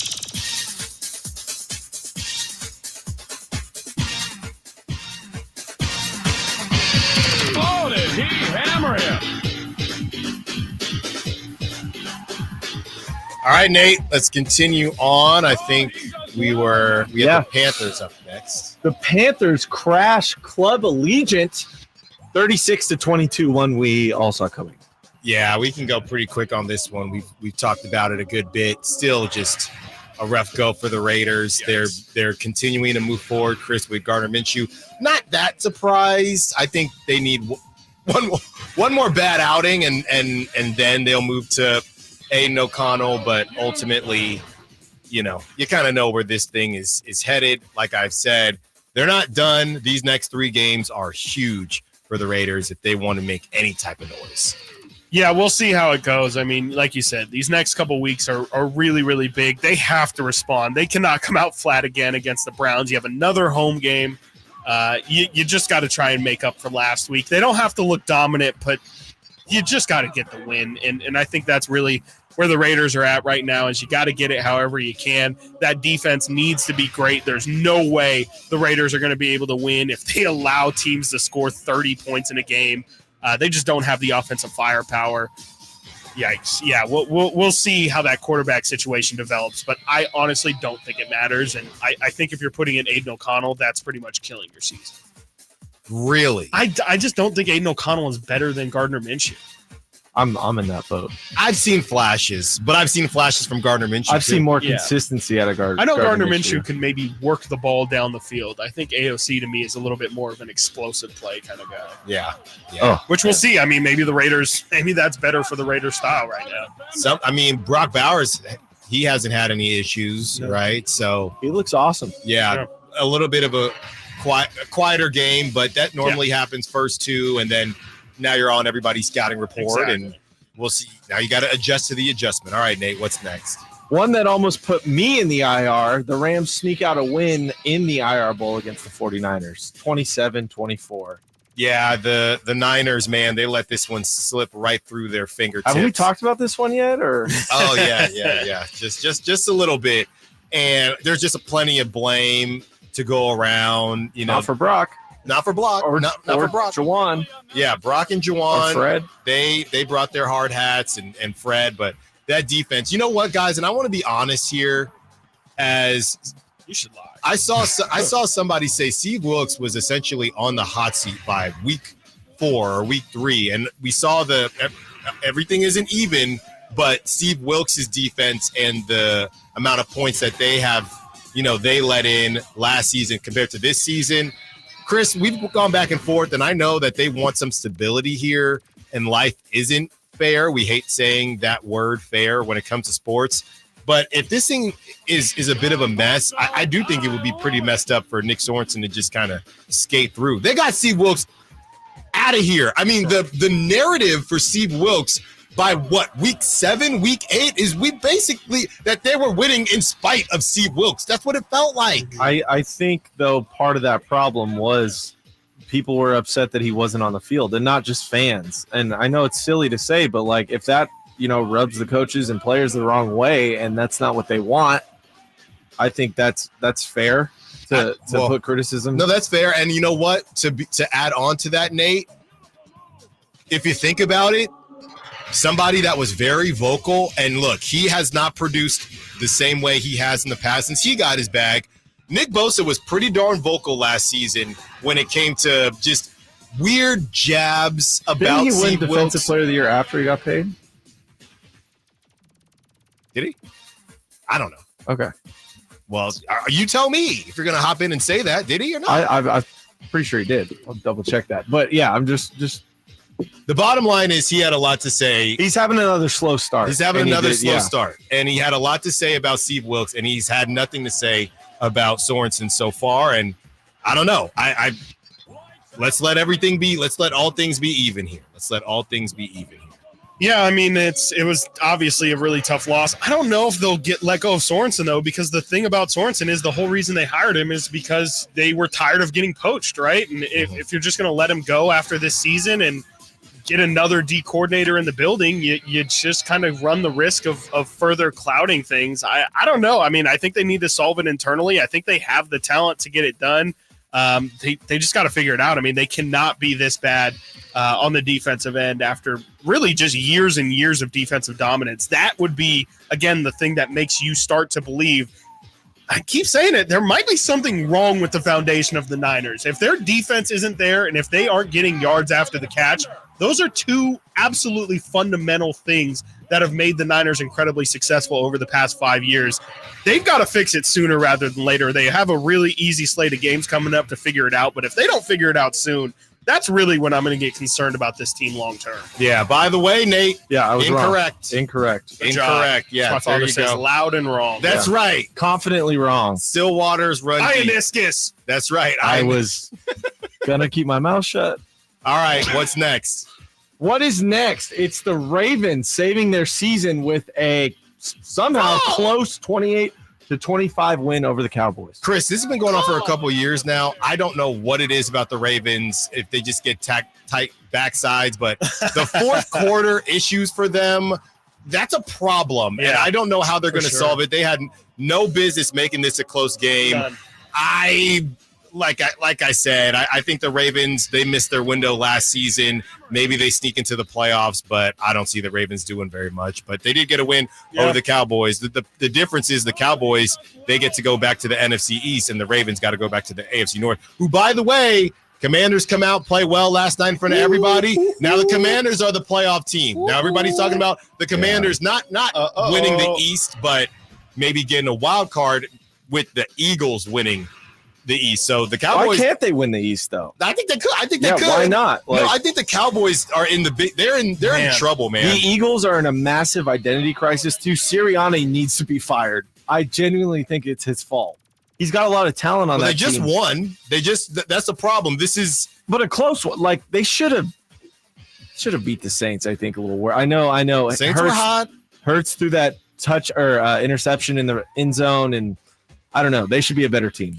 These next 2 months for the Cowboys, absolutely huge. These next 2 weeks at Giants, at Steelers. Then they play back-to-back versus Lions, then at Niners, at Falcons, versus Eagles, versus Texans, at Commanders. We'll see how that Commanders matchup goes.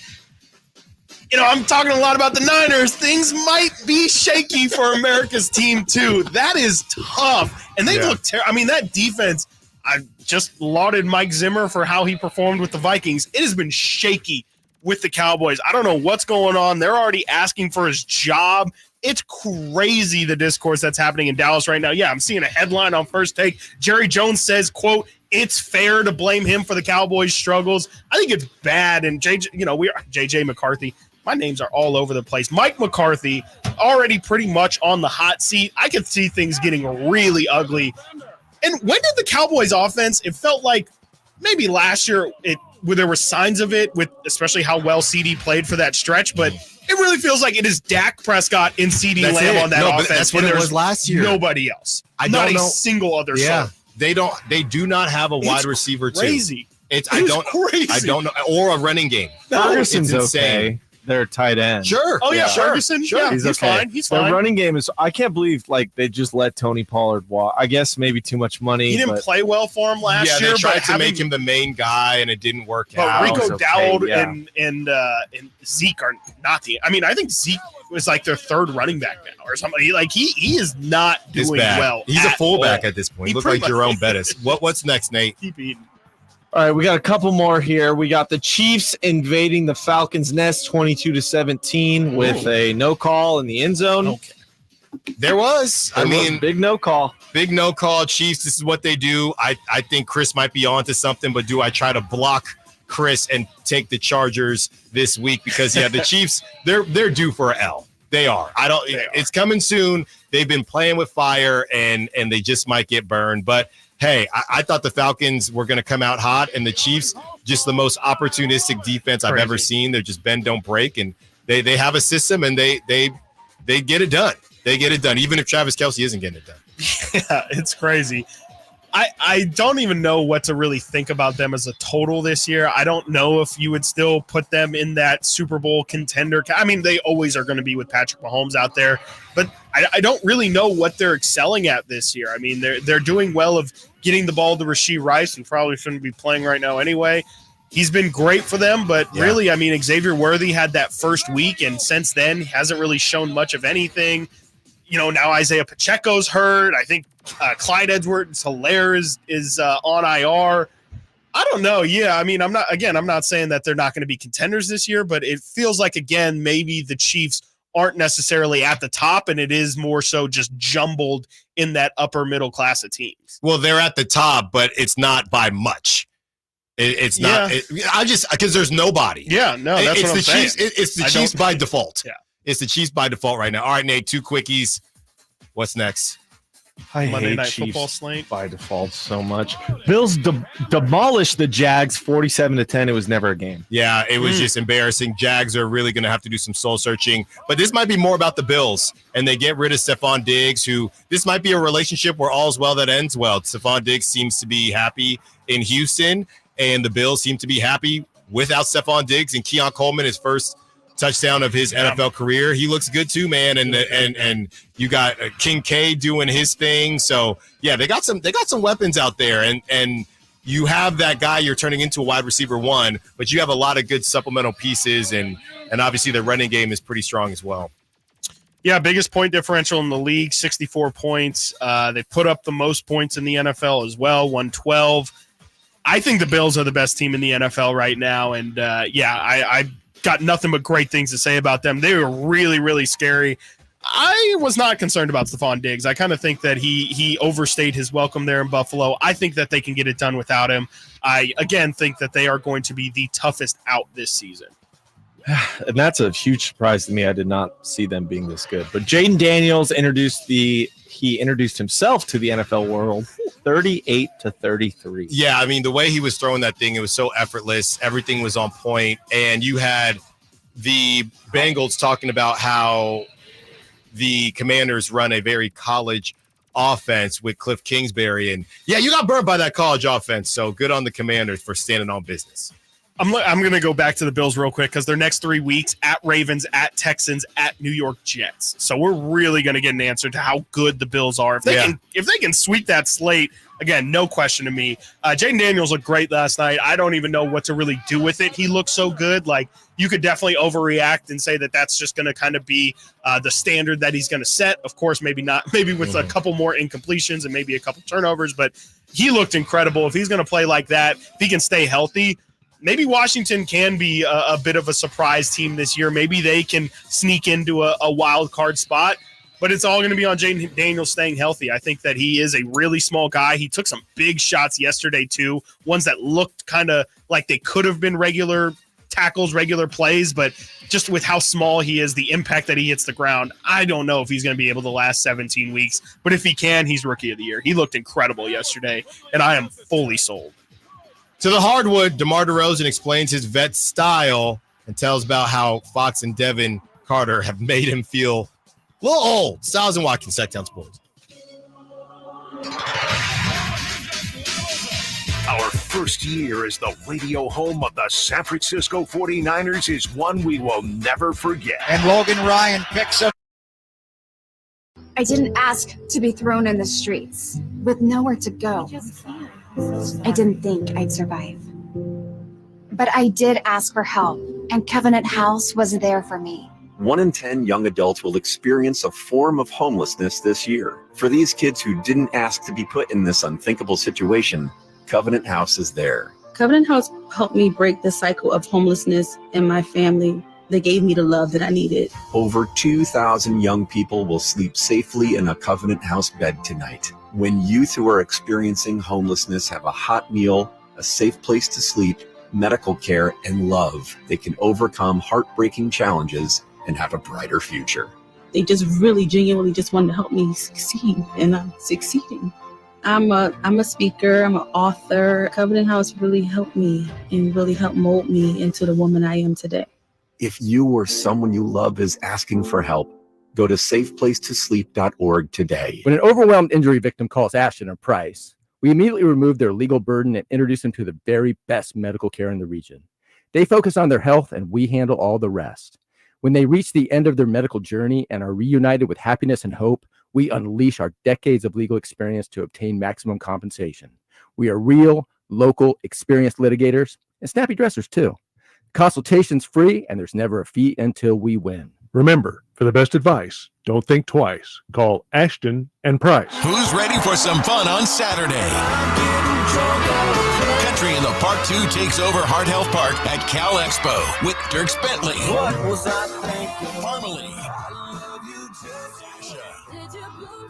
Plus line dancing and a mechanical bull, axe throwing, pop-up clothing stores, and food trucks. Tickets start as low as $52 at CITPfest.com. Grab your family and join us for Country in the Park 2 this Saturday at Heart Health Park. More at CITPfest.com. Brought to you by A&A Concrete Supply, Folsom Hotel, and Corbell, California Champaign. Silverado savings spectacular now at Maida Chevy with 13,000 off MSRP. Every new Silverado half-ton LTZ in stock after rebates. 12,500 off every Silverado half-ton high country after rebate. And 11 grand off all new Silverado half-ton RSTs exclusively at Maida Chevy at MaidaChevy.com. Sacramento Silverado headquarters. Whatever Silverado you choose, you'll save thousands at Maida Chevy. Together, let's drive. Not available with special financing and leasing on other offers. Must trade in 2010 model year or newer. Ends 9/30/24. Finally, an easy way to find home improvement contractors. Just visit subcontractorsunited.com and simplify your search for home services professionals. From cabinets to windows, roofing to plumbing, Subcontractors United is an easy, simple way to find and hire a home improvement contractor. And you never have to give up personal information. So no harassing phone calls like you get from those other websites.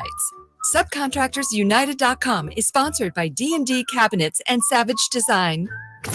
KHTK HD1 Sacramento, KYMX HD3 Sacramento. From the Power Business Technology Toshiba Studios. Sacktown Sports 1140.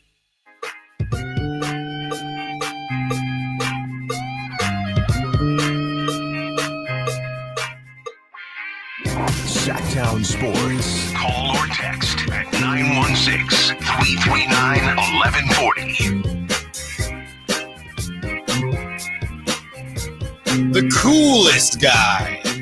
I don't want Malik Monk to get mad at me, but the coolest guy on the Sacramento Kings, DeMar DeRozan, was on another podcast doing his thing. And he goes on to explain his vet style. Chris, I'm going to throw it over to you. But as I said earlier in the show, just exciting to have somebody like this who's just more so in the public eye and just keeping Sacramento and the city at the forefront. And it's only going to get better once the season starts. And if these guys start winning, Chris, I do think we'll see something even different to the Beam Team season in people believing in them, because look, life is a popularity contest. Let's just be honest, man. I mean, from high school on, that's just what it is. And the Kings, they got one of the popular kids, in my opinion, with DeMar DeRozan, and I do think it will help. And it doesn't hurt that he's a heck of a ball player too. So Chris Watkins, I'm throwing it over to you. Yeah, it's good to see. You got DeMar on his press run. You got Jordan McLaughlin out here. He's all over my Twitter feed, just posting workout videos. And then Sabonis yesterday was at the premiere for the Netflix Starting Five show. So we got Kings all over the place doing big things. But like you said, DeMar on his little press run for his book is on every podcast in America. And he was on the Lou Will pod and definitely had some I honestly, this is probably my favorite thing that you can hear from a veteran on your team, especially someone with the cachet of DeMar DeRozan. When I hear something like this, I just can't help but lose my mind and think this is exactly what I want from a veteran on my team. And I just hope that the Kings embrace him and allow him to do what he clearly wants to do when it comes to leading the young guys on this roster. Here's DeMar talking about what he likes to do since becoming a veteran in this league. Nah, my vet style, bro, like, I just take in all the youngest more than anything, bro. Like, wherever city we get to, it's mandatory. Meet me downstairs 15 minutes after you put your bag down. We're going to go eat. Ain't no chicken wings. Ain't no, like, we're going to a restaurant. We going to, like, chicken wings? Bro. Nah, not even necessary. We going to a nice restaurant. Nice restaurant. Okay, I got Get you a nice meal. We ain't about right. to do the hotel. We about to go to a nice. Showing them the ropes. Yeah, you know what I mean? So that's one thing. I really embrace those dudes. Like if we in the city, we got a day off, I'm going to find something, cool and fun for us to do.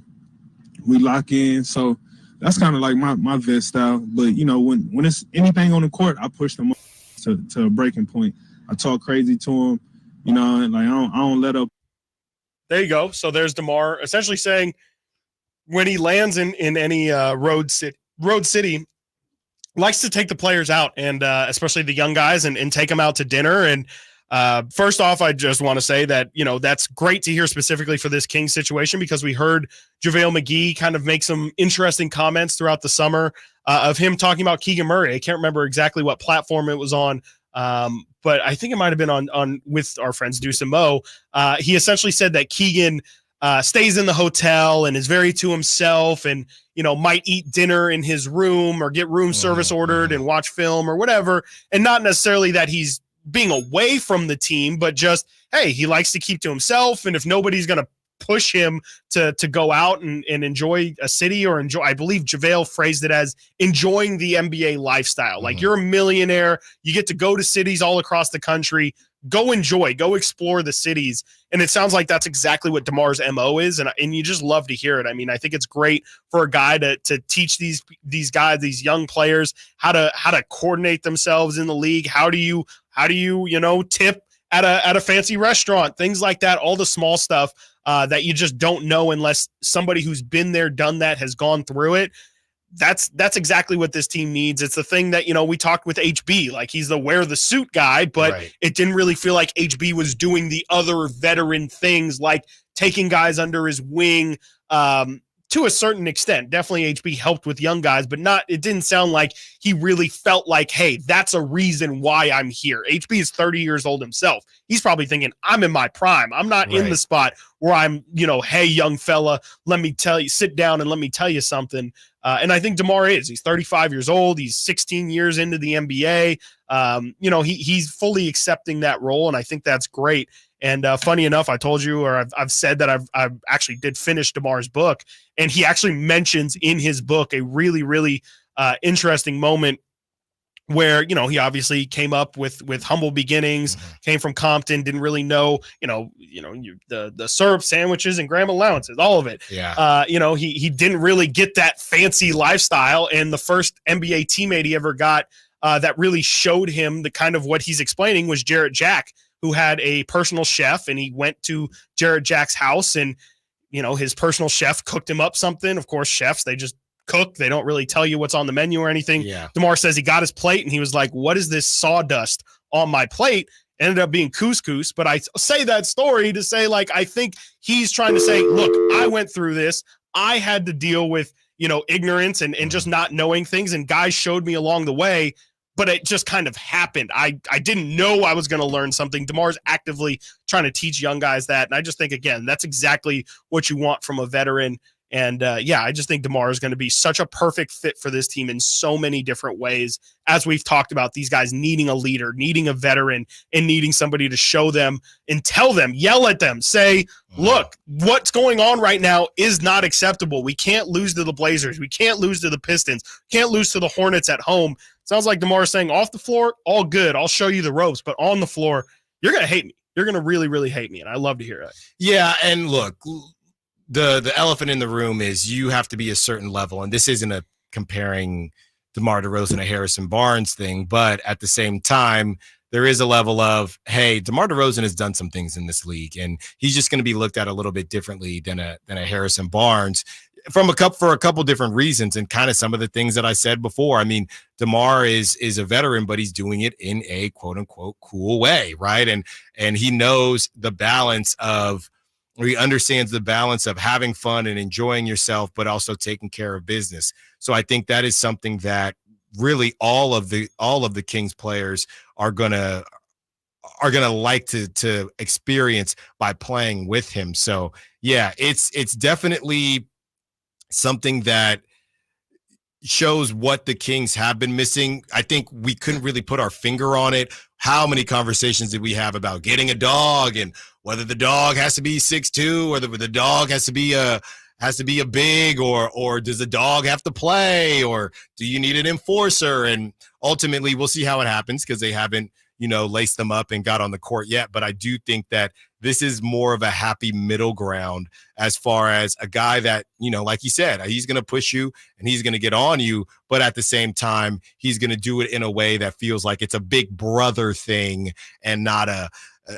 don't want to say father, but not try to sun people out here. But yeah, just do it in a way that I believe will be accepted, because the one thing he doesn't, Harrison Barnes got a ring, but he also needs them. They both need each other. The Kings need DeMar, obviously on the court. They need his scoring and things like that. They also need him from a veteran standpoint. DeMar needs the Kings because it's been a while since he actually has played substantial basketball as far as playoff runs and having a chance to get back to where he was with the Raptors. So I think because those needs do line up pretty well, it could make for some beautiful music, Chris. We'll see. Yeah, I'm very excited for how the season's going to go.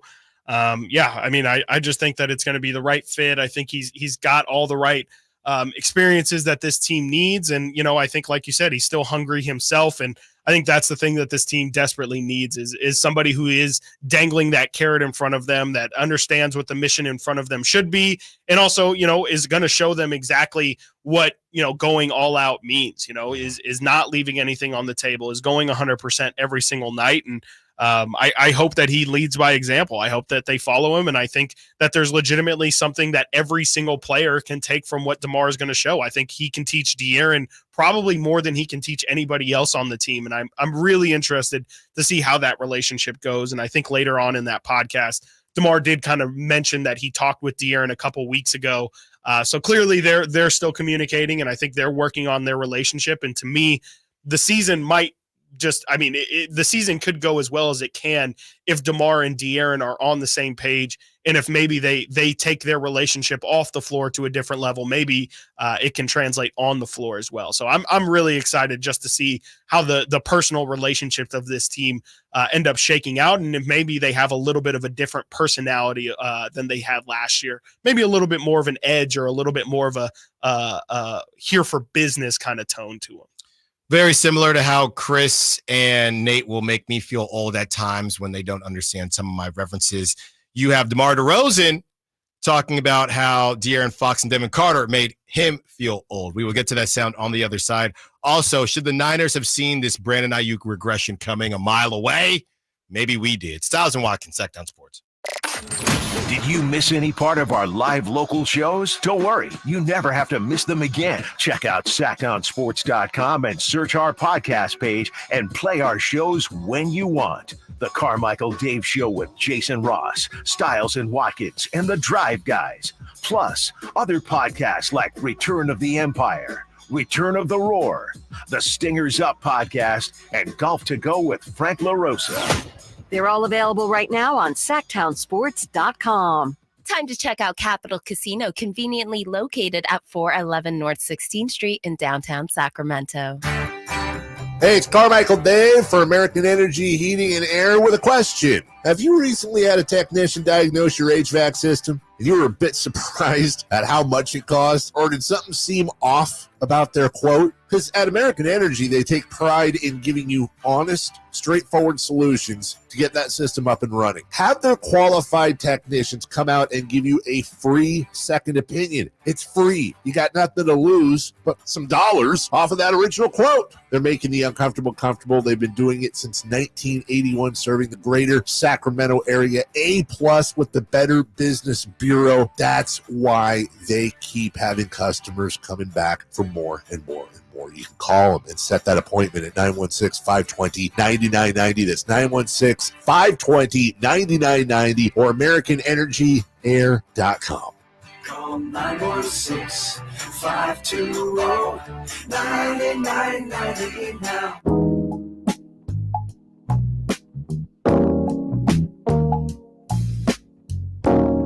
Live and local. Live and local.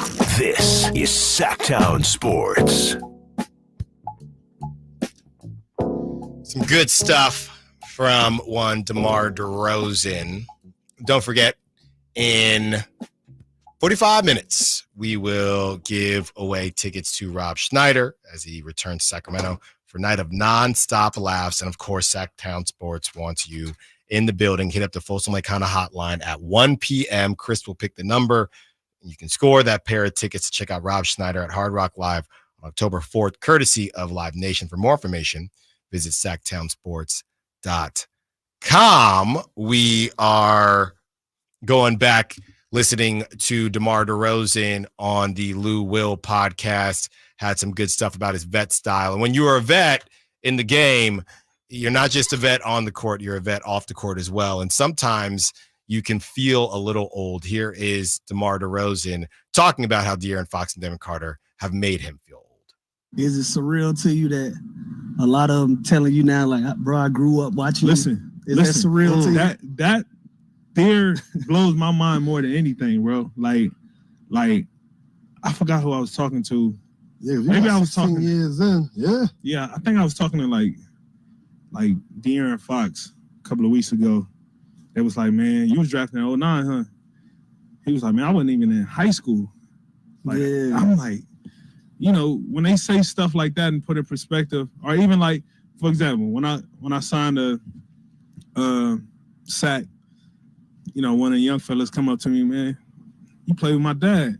I'm like, Anthony Carter's son. You know what I mean? I'm like, oh my God, I did play with your dad. Like, you know what I mean? So those moments always blow. Because you still feel young. Yeah, you still feel alive. Yeah, I'm like, still that. So when guys pinpoint certain moments for them, when they talk about when they was like 12 years old or 11 years old, it trips me out more than anything. It's funny because vets in the game, you know, they're supposed to have a feeling of, hey, with the rookies and these young players, we need to make sure that that we help them on the right path. There was something, Chris, back when I was in the Bay, and there was a big thing. Draymond said something, and it was basically about how there was a disconnect. This was, I think, right before the Jordan Poole thing. And there was something, and there was a big conversation about Draymond Green and being a leader, and how Draymond didn't seem like Draymond, and in particular Draymond, just because Draymond is the outspoken one and I'm the vet guy, how Draymond didn't really have a relationship with Jordan, with not Jordan Poole, but with Jonathan Kuminga, and didn't seem like there was a lot of effort being made there. And people came back and forth and said, Well, if you look at the ages, I mean, they really don't have that much in common besides basketball. You know what I mean? I mean, you talk about the age differences and somebody that's 18 versus somebody that's 34 or 35. What else are they going to talk about? And I was always on the side of, I mean, that never really hurt Tom Brady.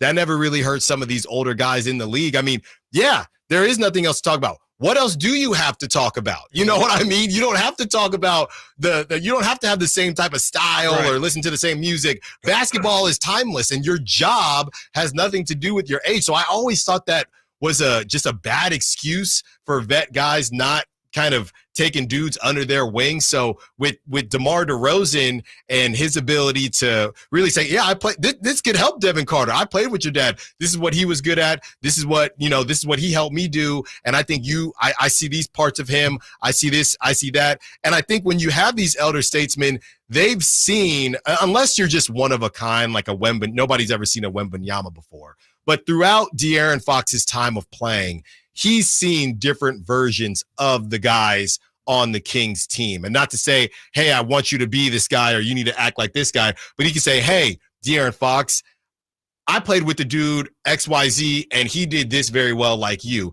This is how he complemented it doing other things. Or, hey, Keegan Murray, I played with the dude.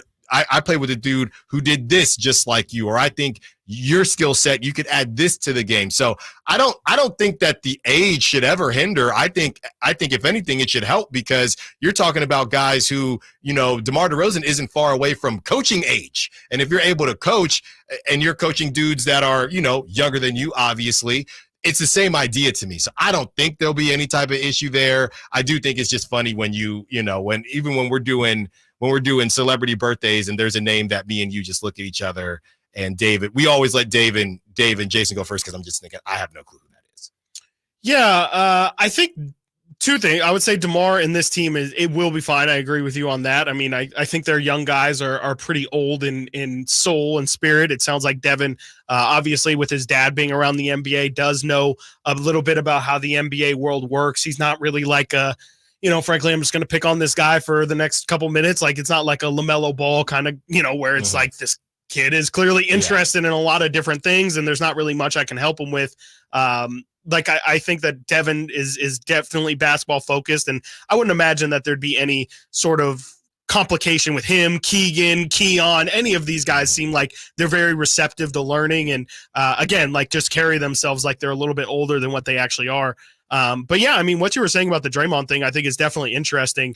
I think the Tom Brady example is definitely a good one. I think Tom had to go out of his way to make effort to, hey, hello, fellow young people. I am Tom Brady, yes, from the books and from the TV and all those things. LeBron, and, I guess. And Aaron Rodgers has done the same thing. You see him hanging out with Sauce Gardner and Garrett Wilson, and they're, I think Aaron has even said, like, I have to make it work. Like, these guys, we don't really have a lot in common.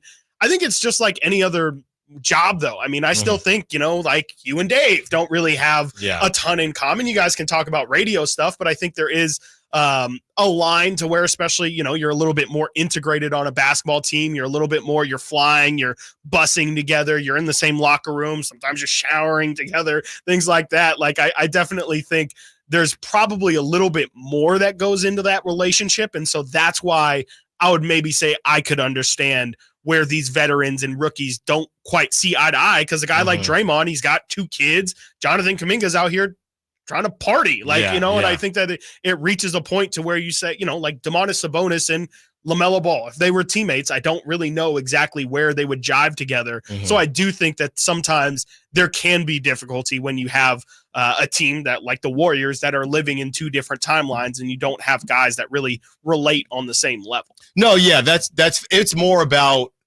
using that as an excuse and having a talent like a Jonathan Kuminga. If you're Draymond and they got you in the war room on draft day, once you draft these dudes, you need to help make sure that they continue to develop. That if it's just a random dude, like, to me, I'm not holding JaVale McGee or anybody or any other elder statesman or to the same level as Draymond. It's when you put yourself out there as a leader of the team. For sure. That's when it's because I got my nephew, I think, what is he, 22, 23. Yeah. And brother, You I told just, me that sometimes what are just you like, can I have the dictionary? Did I tell you the no cap story? Yes. Okay. Yes, Yeah. I think that's the one where the you no like, cap. yeah, And this is years ago when no cap was first popping off. And I'm just thinking, dude, I don't. Is there a lid that you need for your drink? I just don't know. Rizzler. Nate's bringing up random streamers. I don't know who these people are. And it's the longer you play. I mean, even the Stephs of the world, all these guys. Yeah. I think what's interesting, oh my Chris. gosh, I can't imagine how Steph is with like pods. Oh my goodness, brother, come on. And well, Pods is probably just trying to act like he's 36 too. That's the problem.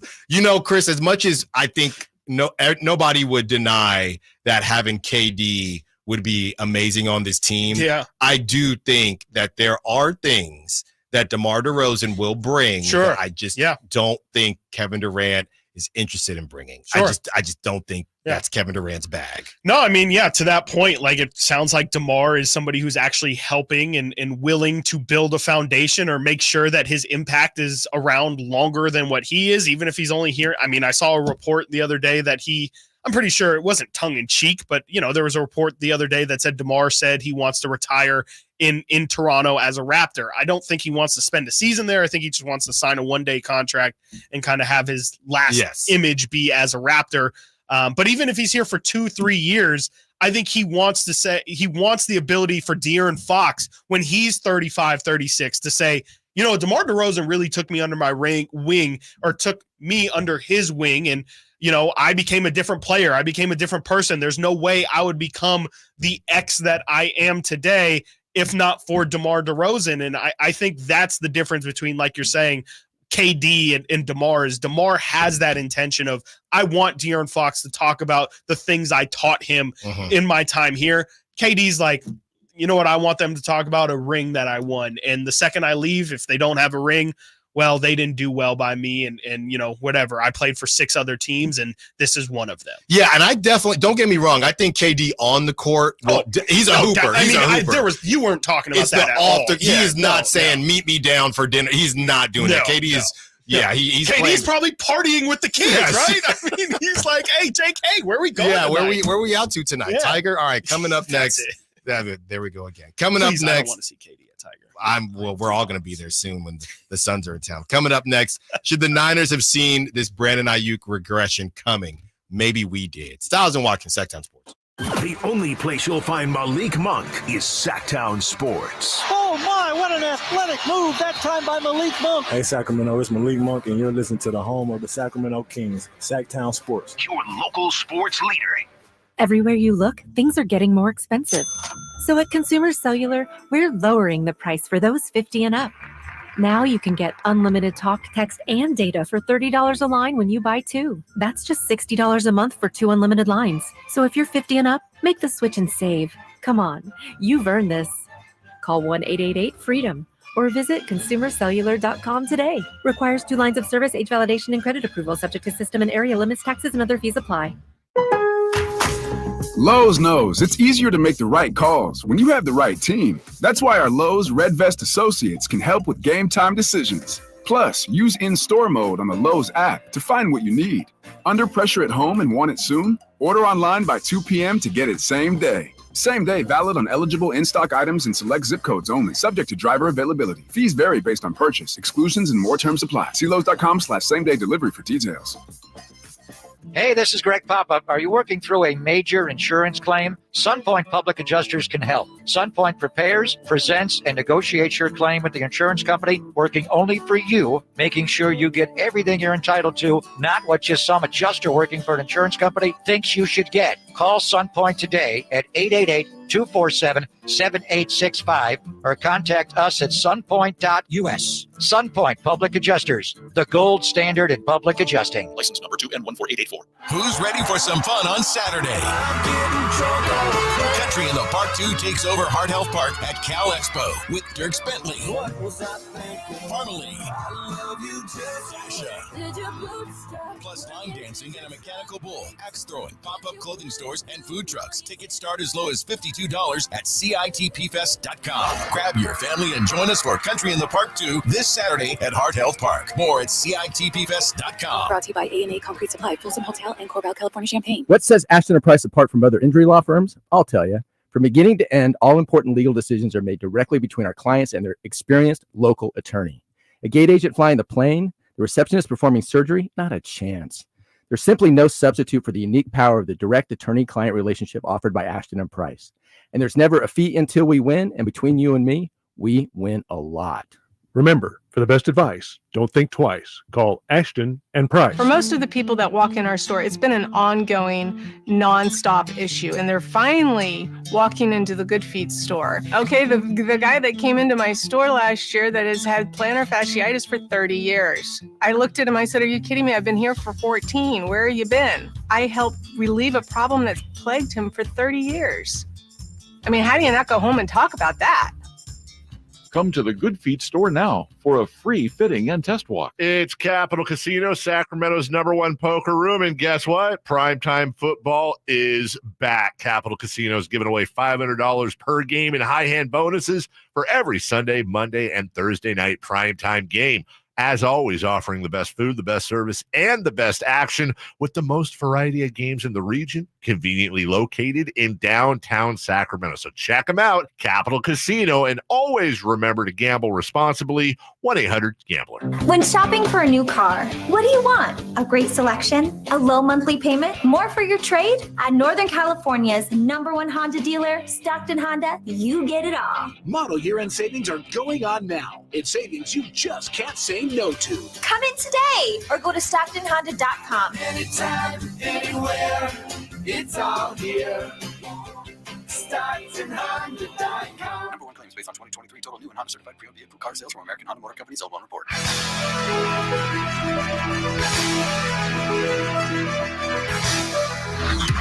Sacktown Sports. Check us out on YouTube. Search Sacktown Sports and subscribe.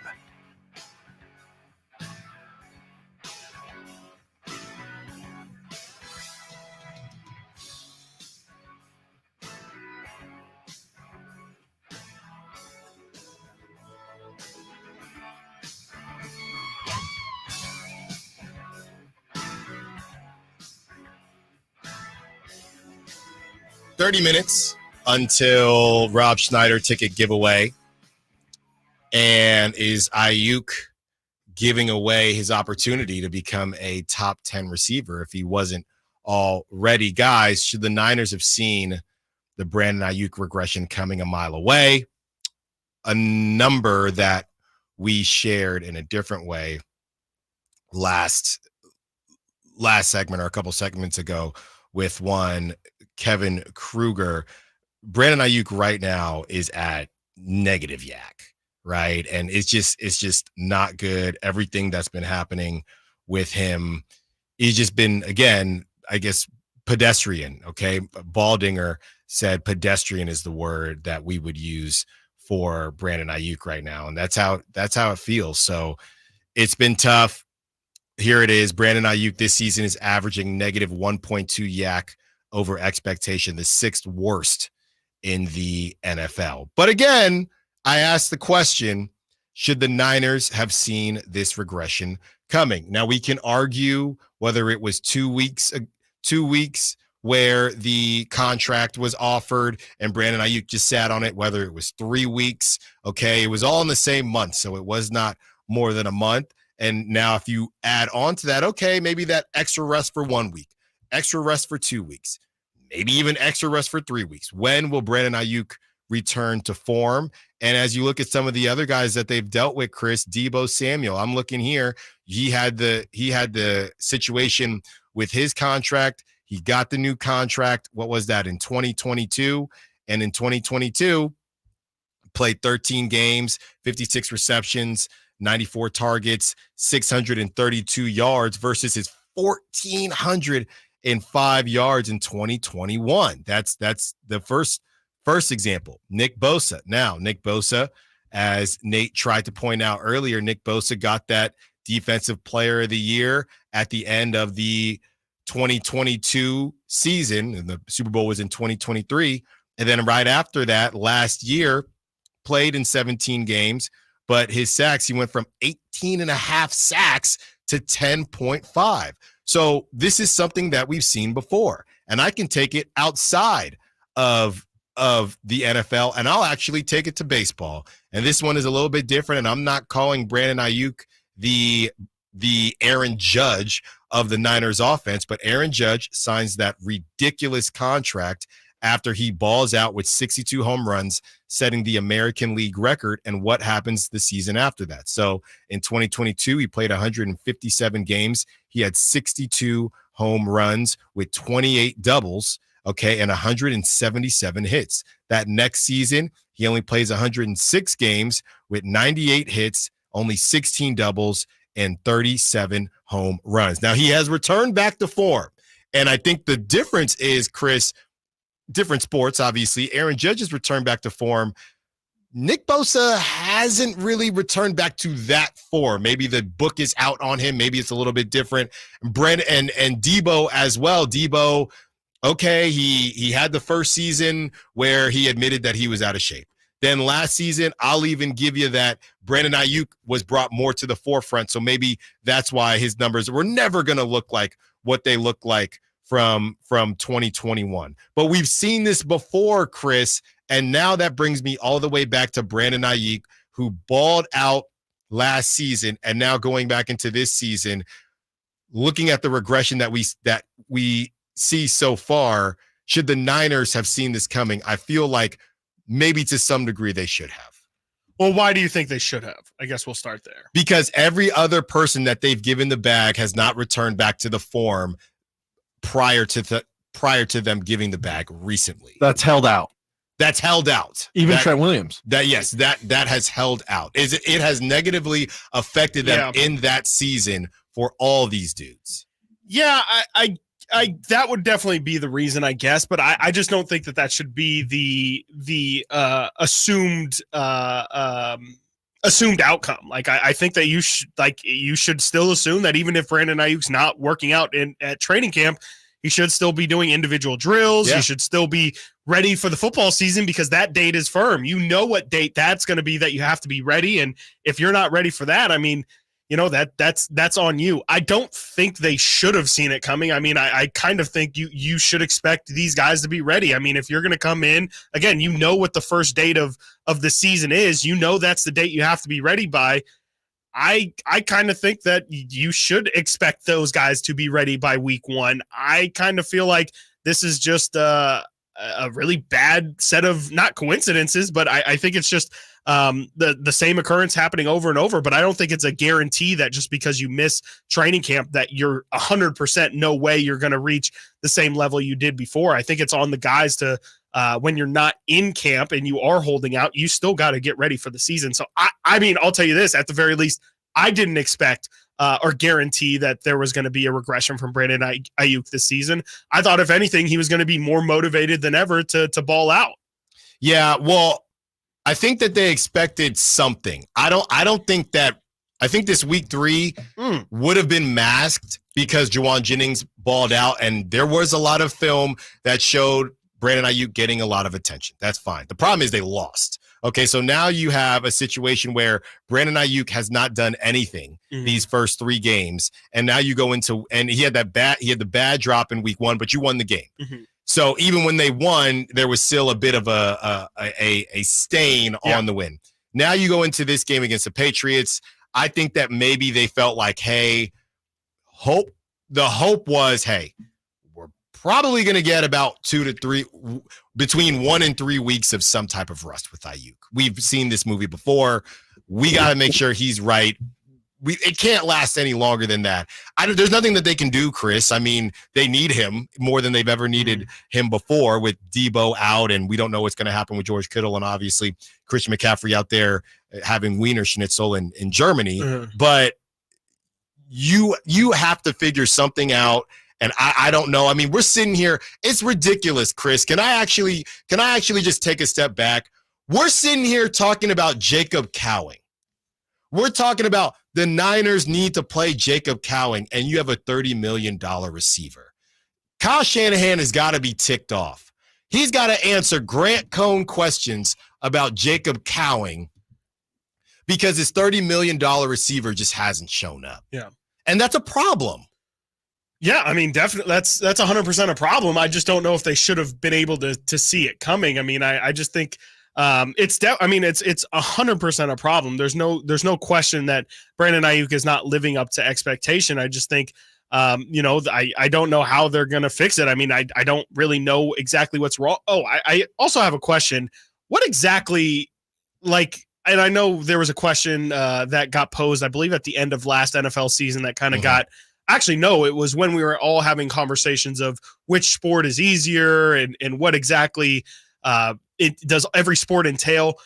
What exactly is rust for a receiver? Like, what exactly is Brandon Ayuk shaky at right now that training camp could have fixed? Because it's running, to me, in my very, I guess, casual in this sense opinion, it's running routes, it's footwork, and it's catching the ball.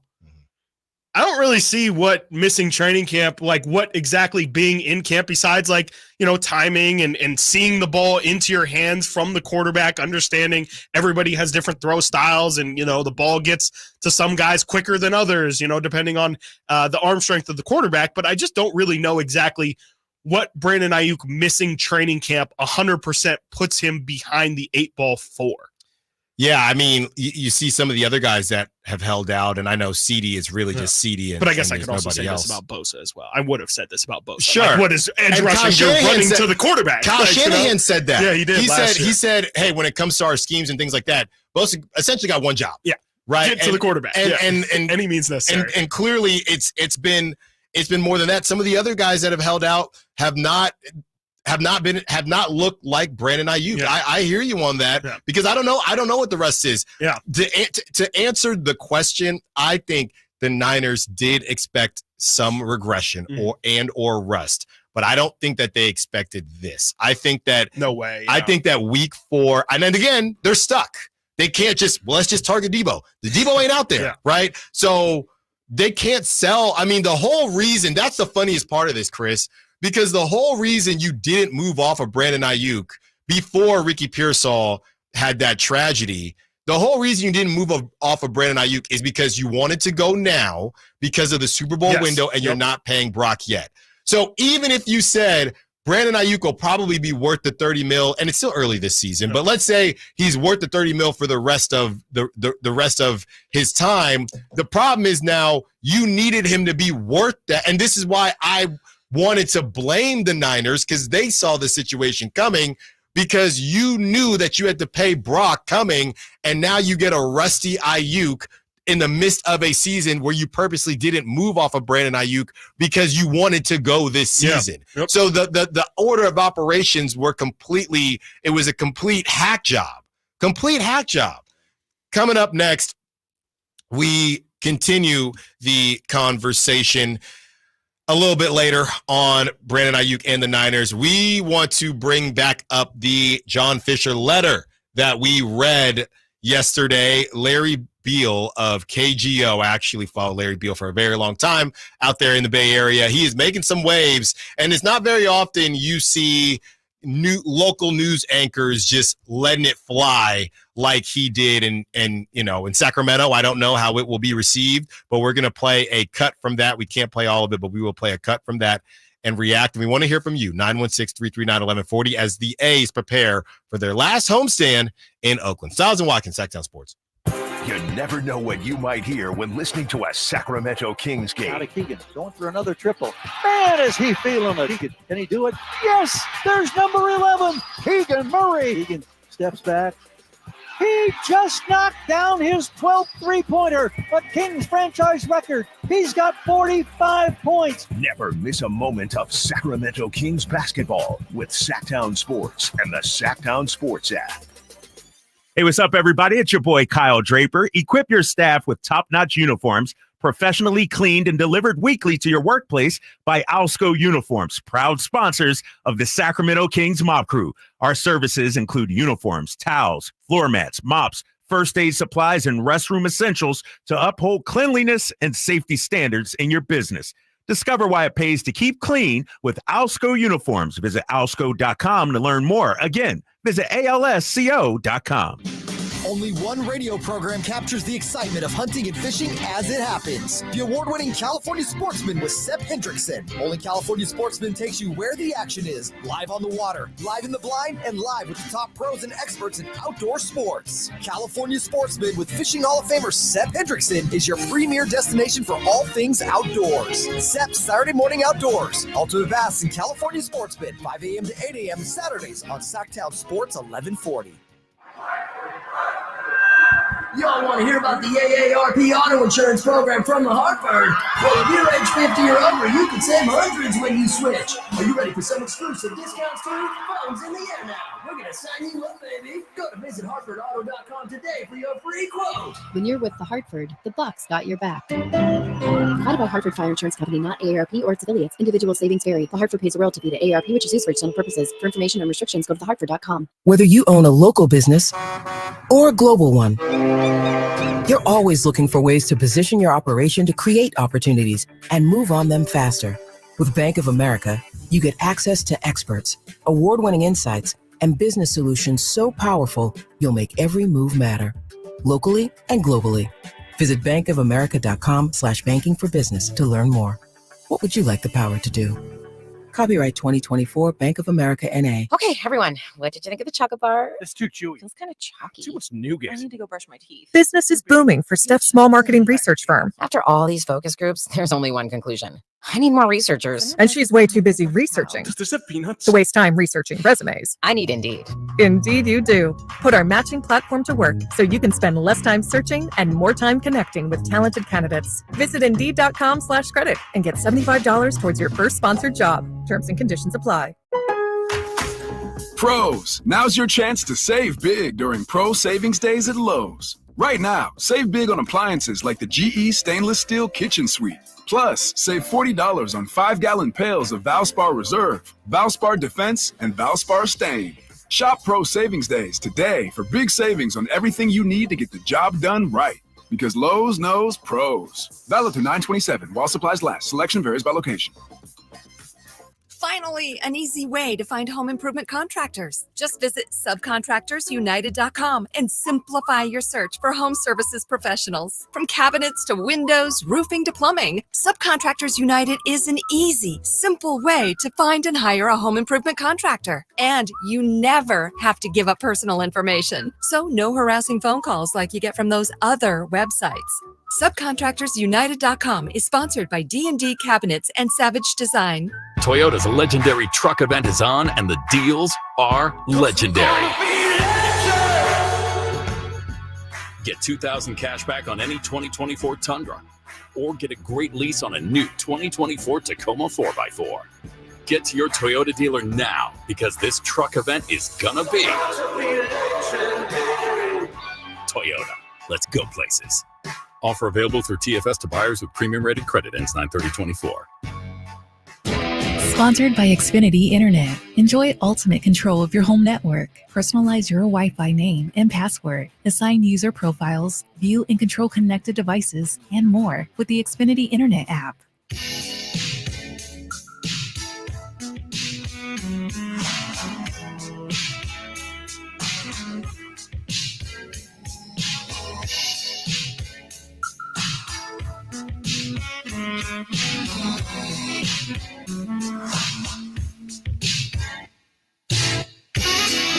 Sacktown Sports. Call or text at 916-339-1140.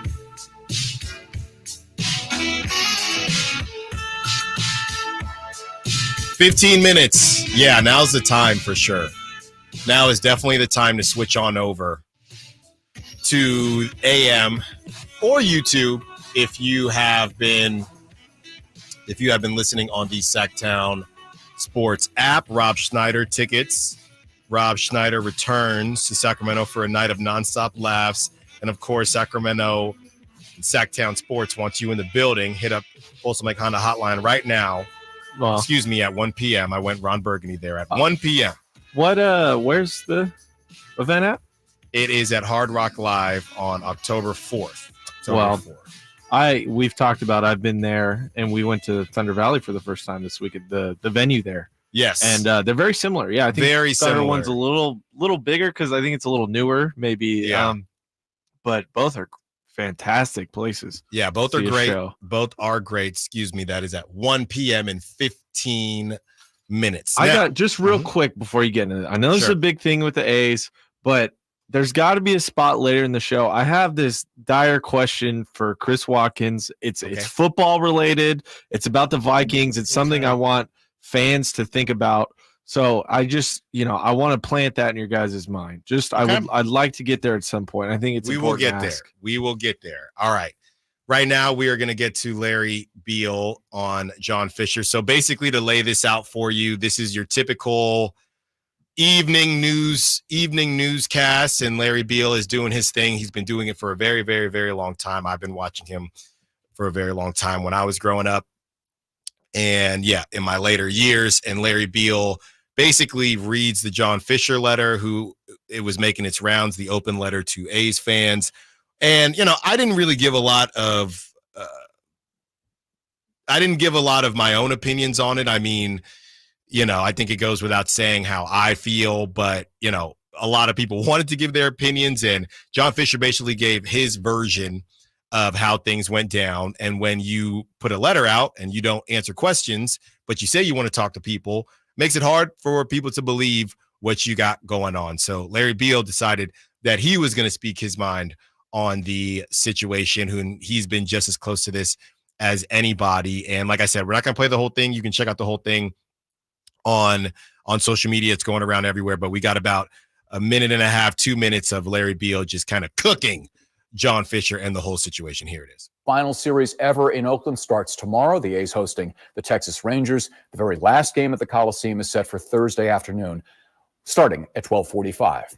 That game is sold out, by the way. Cheapest resale tickets are going for around $65. In typical A's fashion, they raised the price for the last game. All right, so you heard Fisher's statement. Let me tell you what reality is, okay? John, you tried 5 different, extremely flawed stadium proposals. You never got even close to a shovel in the ground.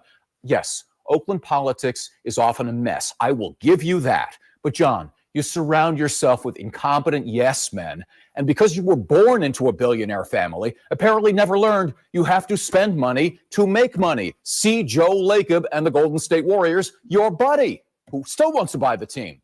John, you're a serial penny pincher. You've destroyed your family's great name and legacy because of your cheapness. As for the statement about loyal A's fans, quote, I wish I could speak to each and every one of you individually, end quote. Seriously? John, we've been trying to interview you for years, but you always choose to remain invisible unless you're begging politicians for public funding. And then you're out in front in Las Vegas. Okay. So let me just deal with this. Wow. For all A's fans, I can't do this enough. But here's the thing. There's one glimmer of hope. They're going to supposedly play 3 years in Sacramento. Right. If other owners and the Players Association had any spine at all, they would say, no, we're not doing that. Mm-hmm. We have yet to see a real financing plan for the A's stadium in Las Vegas. Right. We're still waiting. Vegas is still waiting. They don't have one. Yes, 18 years they've tried, and they've screwed it up every time. I don't know that that's going to change. I would love to see another massive failure by this ownership group, and then maybe Major League Baseball would force a sale to somebody locally. And there's a bunch of groups. Don't listen to anybody that says there's no fan base or there's no money in Oakland. That's total nonsense. I can go call 3 billionaires right now that would buy the team, okay? So, yeah, that's who I hang I with. wish I had a microphone for you so you could drop it right here. Well, there it is. There it is. That was Larry Beal of KGO just letting it sing on one John Fisher. And yeah, it's interesting playing that out here in Sacramento, Chris. And you got to be careful because I know people are excited. And obviously I'm in a very, very precarious situation, we'll say. But, I think the bottom line is that nobody is asking you, or I shouldn't say nobody, but I can only speak for myself. Not asking people from the great city of Sacramento to not go to games. I'm not asking them to carry a burden that really has nothing to do with them. It's more so just about you don't need to go in the opposite direction. And I wanted to play that audio less about the John Fisher stuff and more about just illustrating and illuminating what Oakland did try to bring to the table, even though it didn't end up working out. I think that there has been a common misconception out here. And look, there's a lot of stuff that goes on. If it didn't make it to the top of your news timeline and you didn't understand that Oakland did try to make this thing work and John Fisher is the one that, was trying to hold this thing back in certain ways, then I get all that. But I feel like it's my responsibility to just lay out situations with this platform where people can just hear and understand, okay, it seems like Oakland was trying to do certain things. And at the end of the day, I think a lot of people just don't like how John Fisher, I don't want to say lies, but it's just making it seem like he had the best intentions of trying to stay in Oakland when he truly, truly didn't. That's the bottom line. And a lot of people that don't necessarily understand or aren't as close to the situation more so view it as, well, Oakland screwed up and Oakland is, a bleep hole and this and that. So I just felt like I more so wanted to play it from somebody who's been in the trenches out there in the Bay Area and how the Bay Area views this versus how it might look on the outside. Yeah, sure. I also just kind of want to take the time to, yesterday I saw something that really I feel like has been undercovered as well. And that's the fact that this is more so on the baseball field, that this is completely the creation of John Fisher. And it definitely ties into what that news anchor was saying. And a lot of the more specific things in which he's talking about. Like, I think that, he's essentially built this team out to fail. Like this team, if the A's were good these past couple seasons, I just can't imagine the discourse that would have been created of, wow, so you're taking this playoff team, this team that, potentially, who knows, whatever. We can say the A's, let's just say they kept Matt Chapman, they kept Matt Olson, they kept Sean Murphy, they kept everybody that they just let walk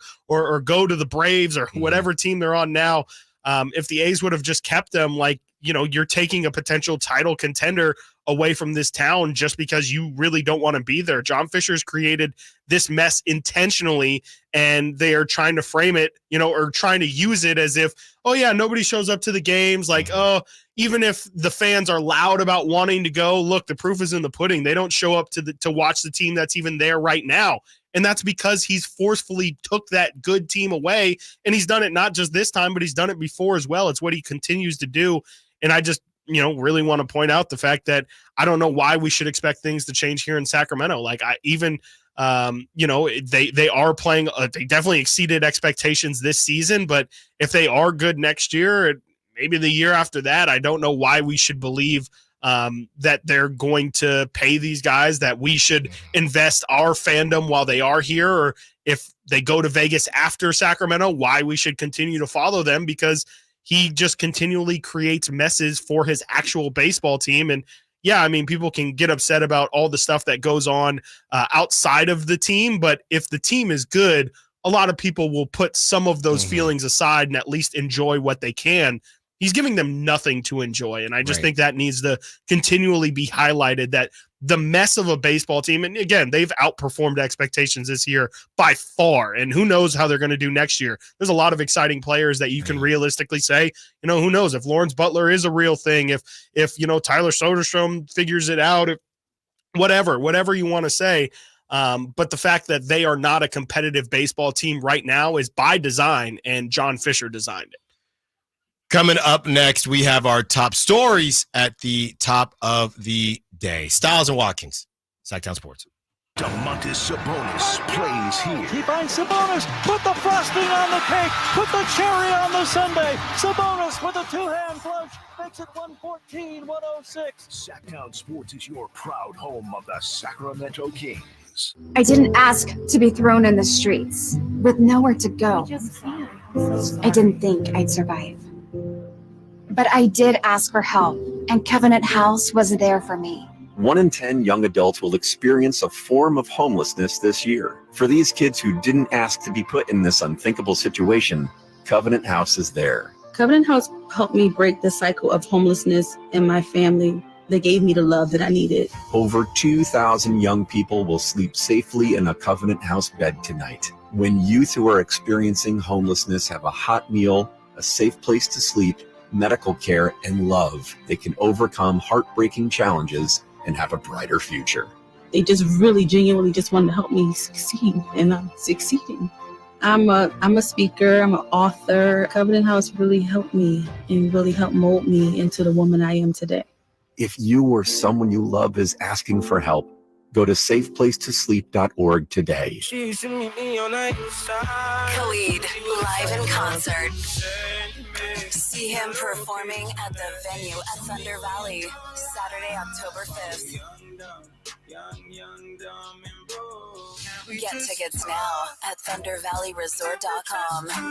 Don't miss the sensational Khalid for one night only at the venue at Thunder Valley, Saturday, October 5th.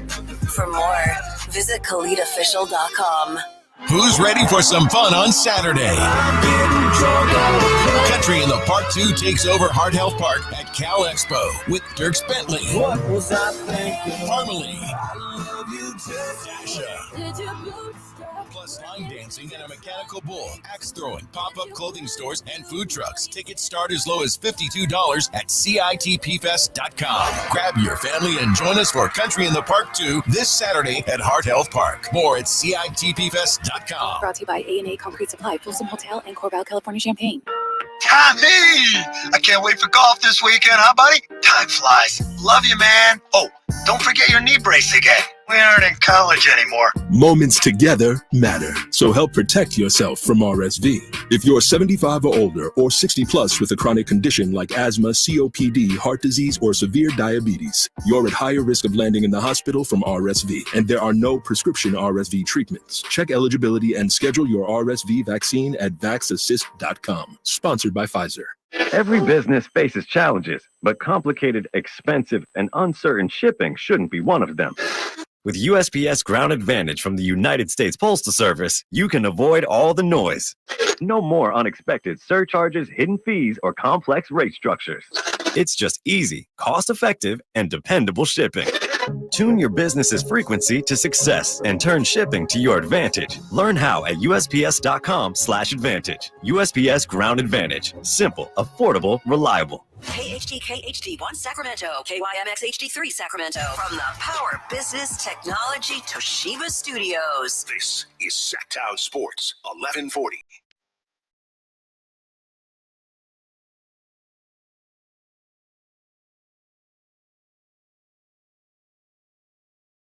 Live and local. This is Sacktown Sports.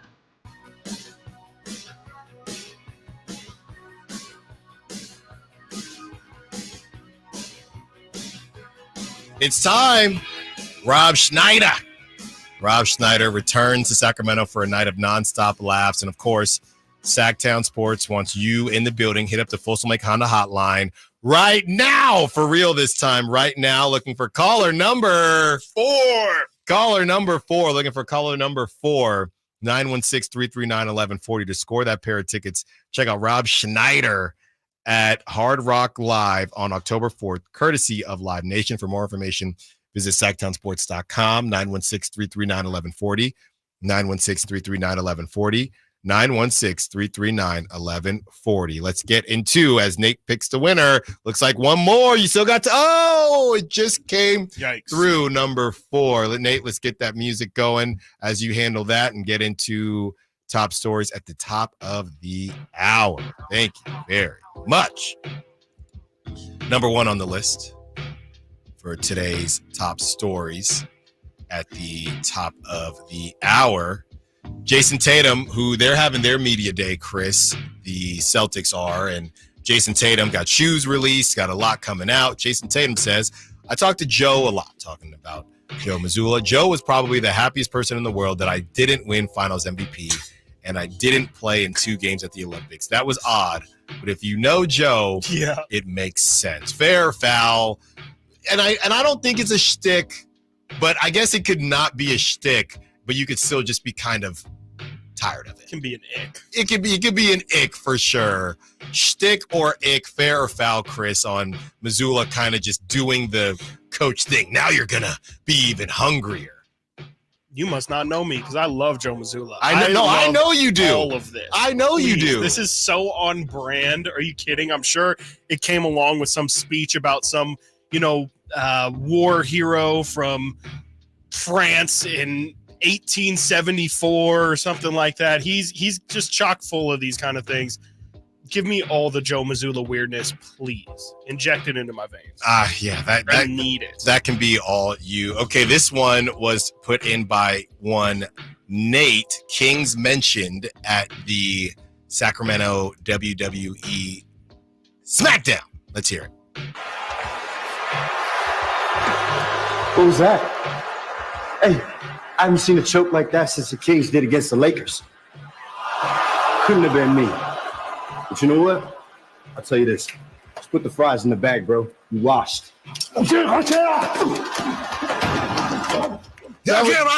was on Friday at Golden One. So that's why. Yeah, so that's why the crowd didn't enjoy that. Wow. Wow, what a call out. That is not how I thought that was going to go. When I went and saw Jeff Dunham in like 5th grade, Jeff Dunham, the puppet guy? Yes. He made a joke about the Kings too. He was like, oh, so they gave up on the Kings and now they're coming to a puppet show. And I was like, it blew my mind that they did that. But for just a little trick. Chris, any thoughts?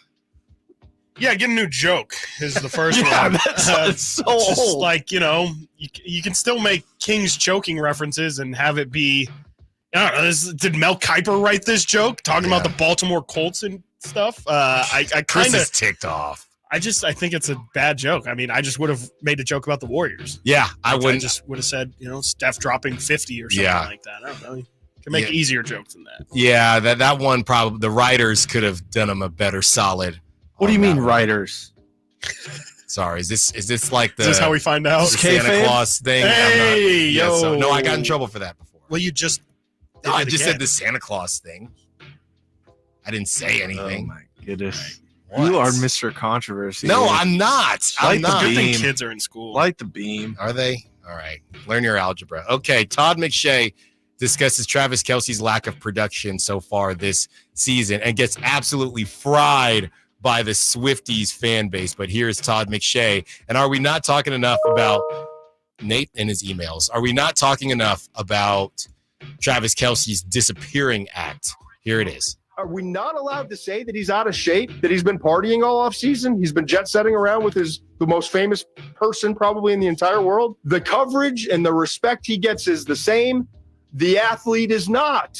Now, is he going to work himself into shape during the season? Yeah, I'm sure he will. He's an unbelievable competitor. He's one of the best to ever do it, but he's not the same guy right now. I'm not blaming it on Taylor Swift. I'm not blaming anything. All I'm saying is when you win 2 Super Bowls, you've got the whole tour that happens after the Super Bowl. There's no one else doing more commercials, I don't think, in the league. I mean, he and Mahomes are up there, but I think Kelsey's doing more commercials and things. He's been at more events, doing more things socially. It's impossible to carry that schedule and still put in the same amount of time for football. Poor Todd McShay, man. His mentions are just going to be done after that. I mean, he's got a point. No, he's definitely got a point, and we'll see how this whole thing unfolds. I don't think the Chiefs are on fraud watch, but I do think that this thing they're gonna meet reality pretty soon here. And it's not even about meeting reality. You're just not gonna be able to operate the way you're operating right now if Travis Kelce doesn't figure it out. You can't be missing Hollywood Brown. Now you're down Pacheco. You can't have all these things happen. And we learned last season, even though they won the Super Bowl, that Mahomes during the regular season, he's going to drop some games if you don't have guys figuring it out. The Xavier Worthy thing, I think he's going to be a heck of a player. But right now, that guy's got one. He's a one-trick pony. So that offense is a bit limited. I think, honestly, Chris, the Falcons are probably kicking themselves for not being able to get that W, because this is what the Chiefs do. They're going to get better as the season goes on, and a lot of that is based upon Travis Kelce getting into shape and getting better as the season goes on. So maybe we'll look at Travis Kelce the same way we look at Brandon Ayuk. Is that fair? Brandon Ayuk will be better by the 5th or 6th week. Maybe we can do it that way. But yeah, look, he's going to get fried for it. He's getting fried for it. But he's definitely not wrong. I mean, Travis Kelce is everywhere but the football field. Yeah, all the commercials, all the State Farms, all everything. You know, he's making his way, you know, to last offseason. During the offseason, he was, you know, traveling to Europe and stuff for Taylor's international tour. He's getting their freak on at the U.S. Open. The U.S. Open. I had to see that thing everywhere. I don't want to see that. Way too all over my feed. I did not ask for it. You know, and you know what? I'm looking at it here, excluding the playoffs, which maybe isn't fair. But you know, the last time Travis Kelce had 100 yards receiving in a game, it was almost a year ago. It was week 7 of last season, October 22nd, against the Chargers. He's not been over 100 yards since then. He did have 116 yards in the Ravens playoff game to get them to the Super Bowl. So, you know, you can count that if you want. But it's more just a sign that, Travis Kelce is a little bit older. You know, he's 34, going to be 35 here pretty soon. And, you know, he's also got a crazy amount of usage as well. 2 years in the Super Bowl. I don't think McShay is wrong at all. I just think that, he probably doesn't care either, but he's definitely going to get fried from all Taylor Swift fans out there. You know, I think the most frustrating thing about the Chiefs right now is that everybody kind of knows their recipe. They're going to hang around, be opportunistic with the defense, and that's in a specific game, right? And with Pacheco, they've been able to run the football more. When it comes to the playoffs and them as a whole, Travis Kelce's just going to kind of kick it in the background. Yeah, keep him in the garage. Yeah, keep him in the garage and then unleash him in the playoffs. And then just when you're somebody else has now figured it out, right? Rashee Rice, or maybe at this point, Xavier Worthy. So now you're thinking, okay, well, we can't guard all these dudes, and they're going to get whenever they get Hollywood Brown back, we can't guard all these dudes. And then even Juju Smith-Schuster will pop up every now and then. And then as soon as you do that, Travis Kelce then pops up and pops out like Kendrick for, like you said, 116 yards in the most important game. Then he does something similar, or he just does, he's very timely when it comes to the playoffs and then in the Super Bowl. I think, Chris, so long ago, somebody compared the Chiefs to the Warriors, and I do think it's pretty darn spot on. When the Warriors were rolling, you just saw it coming, and you saw, okay, the Warriors are getting their feet under them. Now Clay's going to get going, and then Steph, once they get a little lead, Steph is going to close the door, and it's just extremely frustrating. It's not like the Chiefs are winning in a bunch of different ways. They're throwing to different people, they're throwing to different players, but it's just hang around, and then, throughout the duration of the season, and then balling out in the playoffs. Chris, I'll let you get to the next one with the Connecticut Sun and Alyssa Thomas. What's that one all about? This is absolutely insane. Connecticut Sun are playing Indiana Fever right now in the WNBA playoffs. I think Game 2 is going to be tomorrow for that series. The Sun absolutely destroyed the Fever in Game 1.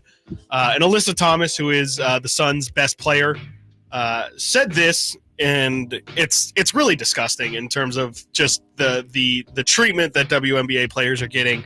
It's just not even really at a professional level. Connecticut Sun point guard Alyssa Thomas says her team had to share a practice court the day before their first playoff game. Her quote exactly is, to share your court with a 2-year-old's birthday party. It's the ultimate disrespect. And the article that it's written from writes, the day before the first playoff game, the Sun had to share their practice court with a community event. It's normal at this point. I mean, Mohegan has to do better. Mohegan Sun Arena, that is. Thomas told, she said, we're a professional team. We're competing for playoffs. And to have to share your court with a 2-year-old's birthday party, it's the ultimate disrespect. We need more. We need better to compete at the highest level. Now, they just got charter flights this year, so the W is moving in the right direction, but honestly, it's kind of crazy that you can have charter flights but still not even be able to share or not even have your practice court reserved for your playoff game. We are talking about could you imagine if the Sacramento Kings, before their play-in game against the Warriors, they had to split their practice court with you and I, because they promised Sacktown Sports 1140 that we can get a media game in. Yeah. I mean, that's the kind of craziness that we're, as insane as that sounds, that is what the WNBA is currently today dealing with. Is that a team? It's not even like the Connecticut Sun have been a good team too. I believe they were in the championships last year. That is a real legitimate franchise, and they're out here sharing their practice court the day before a playoff game with a community event. A 2-year-old's birthday, as Alyssa Thompson. Well, I mean, my question is, who is the 2-year-old? I mean, it must be a pretty Baby famous. Stiles? Yeah, well, it could be. Baby Stiles, you gotta pay attention here. No, but Chris, that's brutal. Honestly, can I be completely honest with you? No. When you put this in the rundown and I'm quickly reading, I thought they had to share. What I actually thought was that they had to share with the Fever, and that they were trying to rip Caitlin Clark. I thought that's what was the case. I didn't know it was an actual 2-year-old's birthday party. I mean, this is ridiculous. This is ridiculous, and they got to do better. Sac State wouldn't do that. No, that's insane. No, before the NCAA or something, that would just not happen. Would not happen. All right, coming up next, Nate get into this segment that he's been just dying to get to. So we will throw it over to Nate and figure out what in the world he wants to say. Sounds like he wants to give Chris some flowers. We'll see what's going on. Stiles and Watkins, Sacktown Sports.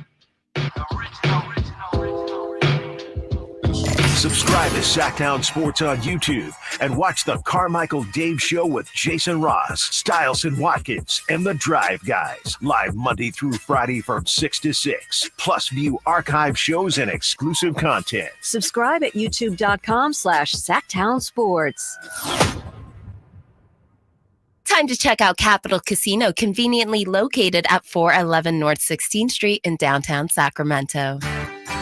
Hey, it's Carmichael Dave for American Energy Heating and Air with a question. Have you recently had a technician diagnose your HVAC system and you were a bit surprised at how much it cost? Or did something seem off about their quote? Because at American Energy, they take pride in giving you honest, straightforward solutions to get that system up and running. Have their qualified technicians come out and give you a free second opinion. It's free. You got nothing to lose but some dollars off of that original quote. They're making the uncomfortable comfortable. They've been doing it since 1981, serving the greater Sacramento area. A+ with the Better Business Bureau. That's why they keep having customers coming back for more and more and more. You can call them and set that appointment at 916-520-9990. That's 916-520-9990 or AmericanEnergyAir.com.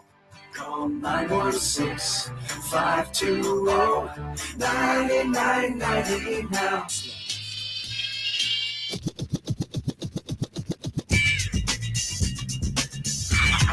Sacktown Sports. Check us out on YouTube. Search Sacktown Sports and subscribe. Congrats to our winner of the Rob Schneider tickets, Tristan. With an O. Congrats to you, Tristan. Enjoy yourself. Tristan. Enjoy yourself at the Rob Schneider Night of Laughs. That will be a good time. Okay, Nate. Okay. It's all on you now. All right. What do we got going on? So I'd like you to chime in here, Alan, but this is really focused on Mr. Chris Watkins today. Right now, it's Watkins and Stiles. Okay. First, I want to ask you this question. It's a setup question. I'm not trying to play a prank here. This is a genuine. As a fan, I want to know like how you would prefer to deal with this. Okay. So right now, do you think Sam Darnold, who's only 27, I believe, is the future for the Minnesota Vikings? No, you think JJ McCarthy is, right? Yes. Who's out for the whole season. Correct. What was it in? Meniscus. Meniscus. So JJ just drafted this year, a high draft pick. They take him. Looked really good in preseason, right? So would you trade, and this is all hypothetical. Oh boy. Would you trade JJ McCarthy healthy and being like playing right now, but then being 1-2 or 0-3 for this Sam Darnold team being 3-0? Essentially, would you rather have JJ McCarthy playing and them not be as good and him getting the reps that he will most likely need as someone who's dealt with Trey Lance? Or would you just rather have your team be 3-0? And like, how much confidence do you have in the Vikings right now? I would rather be 3-0 and not have JJ play. I think JJ probably wouldn't be actually, I can almost guarantee JJ wouldn't be playing at this point anyway. So I think the fact that this team is good and is going to be in a good place when JJ walks in is a lot more important than JJ at the moment getting reps. I think it's better if when JJ does walk in, it's as easy as a situation to walk into as possible. And I mean, I think what Sam's doing right now is great, and I think it's just good for the team to feel positive about themselves because, if they're not performing well this year and JJ's under center, maybe questions get asked of, "Ooh, okay, we had all this hype, and regardless of how he's playing, maybe he isn't the right guy," or any illusion like that. I think right now I'm very happy with how things are. The team is good. I don't really have many concerns about JJ McCarthy when he does walk in. And honestly, I mean, let's think about the past 10, 15 years of quarterbacks. I would say it's probably good for JJ McCarthy in the long term to sit out the first year. I mean, how many of these quarterbacks that sit out the first year end up not really being successful at all? Normally, I mean, I think of Jordan Love, I think of Patrick Mahomes, obviously Aaron Rodgers. Like, there's so many quarterbacks that it feels like you benefit so much for sitting a year versus a guy like Sam Darnold, a guy like Bryce Young. You get a CJ Stroud every here and there, but do we feel like it's super productive right now for Caleb Williams to be getting his ass beat every week because he can't stay upright? Like, I just kind of feel like I'm very okay with how the situation is right now. And we'll see going into next year if we still feel that positive. But I like the direction that they're going right now. And I kind of think that this is how it was going to be, even if JJ was healthy. I'm pretty sure Sam Darnold would be starting. And if he would, there's no reason why he wouldn't be 3-0 in this other universe where JJ is healthy. I think, him being 3-0 would pretty much close the door on JJ playing this rookie year anyway. So forgive my ignorance, but is JJ McCarthy on the sideline for every game? I don't believe he's been there. I just haven't seen it, so I don't know if he has. I don't think I've seen him. You would think that they would definitely cut away to him and say, "Oh yeah, here's JJ taking in the plays and everything." There's not really a reason why he wouldn't be, but I have not seen him on the sideline. But I will also say, not that it super matters, but there's not a single cheerleader that is better than JJ McCarthy. He, on his socials, almost every day, definitely every Monday, is out here on his Instagram story posting like a Viking super fan, and it's probably the coolest thing I've ever been a part of. Interesting. So I guess the ideal scenario here would be that, he's the backup. He dresses every day. He's there with the team. Obviously, he can't be doing all that stuff while he's recovering from such a big deal. But I will add, Sam Darnold did only sign a 1-year, $10 million deal. So most likely Sam Darnold will be getting, if this, this keeps up, even if they, God forbid they don't make the playoffs, right? Or, have a 9-win season, they're starting off hot. He's still going to go get paid somewhere to start, presumably. Yeah, you would think. I was almost said Carolina, but I forgot. That's where he came from before the Niners. So it was very interesting, in what your reasoning behind that. Well, just curious how you'd handle that as a fan. But Alan, I don't know if you have any input on that. Yeah, I guess the problem is you don't know if you think that JJ could be as good as Sam Darnold, then you don't know what it would look like if JJ were playing. Yeah, if he was Jaden Daniel, or even if he was like 10% worse than Sam Darnold. You probably want him out there. Yes. But if Chris doesn't believe that he'd be starting anyways, then there's no point. Yeah. No, I don't know. And that's why the whole Sam Darnold renaissance has been interesting, because I think the Vikings, Chris, and not to get into too much of a market conversation, I think the Vikings are interesting because they represent, obviously they represent the whole, the whole state and the Minnesota Vikings. But I think they are kind of a smaller market. And I do feel like, in a weird way, I feel like when I talk to you I don't know if market size matters in football. No, I don't think it does. Yeah. But how much people pay attention to them.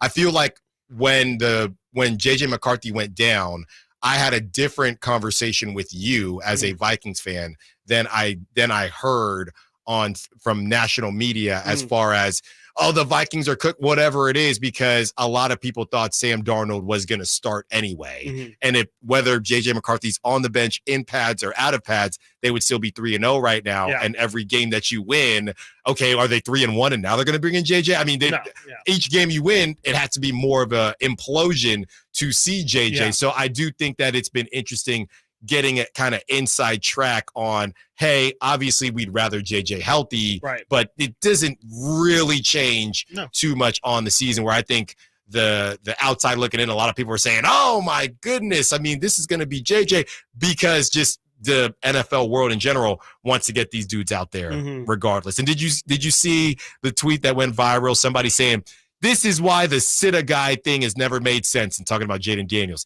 Either they know how to play or not. Even as a guy who I don't love the sitting thing, or I'll be that guy. Even I thought, all right, that's a little ridiculous now. Come on now. Yeah, I mean, I just think that it's really good to get mental reps. Like I would much rather have a guy walk in and feel confident and almost chomping at the bit, saying, I had to watch football for an entire year thinking I could do better than this guy, or hey, whatever, just learning or wanting to apply what you learned. I would much rather have you walk into a season like that than walk into a season and pretty much just be all reactionary, living and dying by every moment. You throw a bad interception and it's really tough to get over it emotionally. And yeah, you're still going to have to deal with that in year 2, but it just feels like you do more damage in year 1 than you end up doing good if it's something developmental. Now, if you're great from day 1, probably doesn't matter if you start day 1 or if you start in a year, but I just think in general for confidence and just for, for readiness, obviously, I think it's really beneficial to have an entire year of learning the playbook, seeing in front of your eyes what somebody else does, and then thinking to yourself,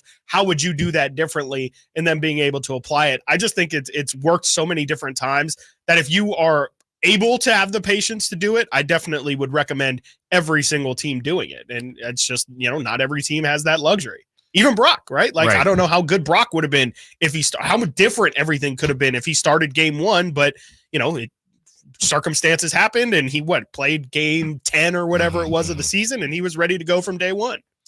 Coming up next, Devontae Adams has some things to say on Up and Adams on Antonio Pierce calling people out on making business decisions. And we read your text as someone from the 916 thinks that it might be the end for the Niners. Stiles and Watkins, Sacktown Sports. Can Mike Brown build on last season's Coach of the Year award? Can the Kings exceed 48 wins? We will be better prepared to make the run that we expect to run come next playoff. Tune into every Kings game this season on Sacktown Sports and sacktownsports.com. At Fisher Investments, we may seem like other money managers, but we're different. What makes you so different than the rest of us? We ensure clients receive unparalleled service at every step of the relationship. Tell me more. Our investment counselors focus on service over sales, prioritizing clients' needs. How do you make money? We don't sell any commission-based products. We have a simple management fee based on the value of our clients' portfolio. So we do better when our clients do better. What about client portfolios? We get to know each client, their finances, family, health, lifestyle, and more, and then we tailor a portfolio based on their specific goals and needs. Your clients really come first then, huh? Yes, we make them a top priority. Our goal is helping them achieve a comfortable retirement. Wow, maybe we are different. At Fisher Investments, we're clearly different. Learn more at FisherInvestments.com. Investing in securities involves the risk of loss. It's a myth to think you don't play golf well enough to get fitted for golf clubs. The professionals at the Hagen Oaks Player Performance Studio would argue that playing the game with golf clubs properly fitted to your body and swing characteristics is the best way to improve your game and have more fun on the golf course. With a professional staff of fitters, all the major brands of equipment, and cutting-edge technology featuring TrackMan, the indoor-outdoor Hagen Oaks Player Performance Studio is worth a look. See for yourself, Fulton Avenue at the Cap City Freeway. Schedule your fitting at 916-808-2531, 808-2531. Sponsored by Xfinity Internet. Enjoy ultimate control of your home network. Personalize your Wi-Fi name and password. Assign user profiles, view and control connected devices, and more with the Xfinity Internet app. Who's ready for some fun on Saturday? Country in the Park 2 takes over Heart Health Park at Cal Expo with Dirk Bentley, Parmalee, Sasha, plus line dancing and a mechanical bull, axe throwing, pop-up clothing stores, and food trucks. Tickets start as low as $52 at CITPfest.com. Grab your family and join us for Country in the Park 2 this Saturday at Heart Health Park. More at CITPfest.com. Brought to you by A&A Concrete Supply, Folsom Hotel, and Corbell, California, Champaign. Your water heater. Old, rusty, forgotten. We hardly ever even think about them until there's no hot water. Right now, get incredible rebates up to $3,000 off and financing available for as little as $40 a month. Leave it to Bonnie to crank up the heat. Hey everybody, it's your boy Kyle Draper from Mercedes-Benz of Stockton. Recently, I was at the dealership and I had to get a look at their Sprinter vans up close and personal. And boy, was I blown away. One of the first things I noticed was the Mercedes star in the front. So you know it's made with the same premium quality Mercedes-Benz is known for. Plus, their Sprinter vans are fully customizable. So if you want to use it for your business, maybe you want to go on a camping trip or even hauling your kids and their teammates to sporting events around town, they can set it up for you. From vans to box trucks to RVs to even limos, it's a one-stop shop. Don't believe me? Well, go see for yourself. Give the Mercedes-Benz Sprinter van a test drive at Mercedes-Benz of Stockton. You won't be disappointed. It's just a short drive down I-5 off of 8 Mile Road or anytime at mbfstockton.com. That's mbfstockton.com. And while you're there, tell me your boy Drape sent you. Golf to Go is brought to you by the Hagen Oaks Golf Super Shop. Here's Frank LaRosa. The word for has been used in golf for centuries, and its origins can be traced to the Middle Ages. According to historians, the word for is derived from the Old English word meaning before or in front of. In those days, the term was used to warn people of incoming arrows during archery practice. Another theory suggests that for has military connections. During the 19th century, artillery officers would yell for to warn their troops of incoming shells. This practice may have carried over to golf. The most popular theory, however, is that for has Scottish roots. In Scotland, forecaddy was used to describe a person who walked ahead of the golfers to spot where their ball landed. The forecaddy would then yell for to warn the golfers if their ball was heading towards another golfer or a spectator. Today, for is used to warn golfers or spectators of an errant shot. Whether it's derived from the Middle Ages, military practice, or Scottish roots, for has become an integral part of the game of golf, and now you know why. That's your Golf to Go. I'm Frank LaRosa.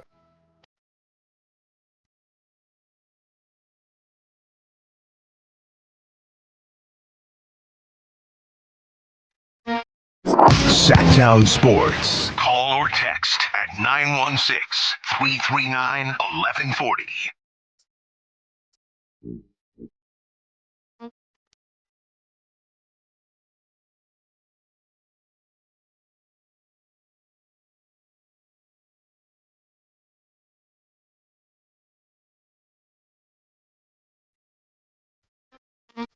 Got some texts we want to get to. I mean, everyone, I do love this. That's the difference when it's week to week than other sports. It's not just the urgency, but Jaden Daniels now is just the talk of the town. I mean, for the next week, Chris, it will be, I can't wait. Somebody's going to ask the question, did the Bears make the right choice? Yeah. And I can't wait for it. Because this is the only sport where you will get these type of reactions because you don't get anything else for a week. Yep. In basketball, it's just, you could argue more nuanced conversations, but in this situation, it just goes out the window. And I personally love Trevor Lawrence is now done, right? You can pack his bags, okay? So you can add that as well. So we'll get into those texts. But first, let's hear from Devontae Adams on Antonio Pierce calling people out. This was on the Up and Adams show. Here it is. Let's talk about the business decision comment. He said it. What did you think when you heard it? Well, I mean, I agree. I think at the end of the day, you look at the drives that we had at the end of that game, and we didn't really have much to play for other than the pride and, just really just pride, just, doing it for the Raiders logo and then the name on the back as well, putting something good on tape just so we didn't look like complete trash out there. And, obviously we got beat by a team that we feel like we shouldn't have gotten beat by, but, that was the case, and we can't change the score late in the fourth. So you just got to put the best stuff you can on tape. And I think a lot of people were doing that. And then there were some guys out there that, they were kind of just trying to see another day. that's really not what the game is about. And if you look at the tape, across the whole game, it wasn't really just late in the game. It was multiple times throughout the 3 hours we were out there where people were maybe not, putting an extra hit on somebody, not, putting that extra block or not straining a little bit more just so that we can have it look the way we wanted to on tape. And that's something that we talk about, the entire year is regardless, just making it look a certain way, regardless of the scoreboard, anything, just going out there and having enough pride to put something good on tape. So we need everybody with the right mindset and, devoted to doing that. I gotta say, man, I'm torn on this. I'm kind of torn on this. I get it. Like I hear everything that Davante Adams is saying, but you are playing the game of football. And if something is completely cooked, and at one point they put in, Aiden O'Connell, you do have to live to. He said some people were trying to live to fight another day. Maybe that's why I don't play. Why I don't play football, Chris. Because think you can't. Yeah, I mean, but you can't take plays off because that could get Aiden O'Connell hurt. If you're an offensive lineman, just because you're getting killed, but we don't know. You have to block. But we don't know. But we don't know the specifics, right? It could be a wide receiver blocking. Sure. It could be. We don't know. Yesterday, Jaguars, Bills. You're on the Jaguars team, or dare I say on the Bills team. You making some business decisions? I mean, what are we doing here? What are we doing here? And now I would wonder if, because I stopped watching, maybe some of the backups came in anyway. But even before the backup, well, yes, but I mean, just as a whole, if you're a backup trying to work your way, then you're not going to do that because you're trying to get real deal playing time anyway. But any starters that were left in, and we're going to try to figure this thing out.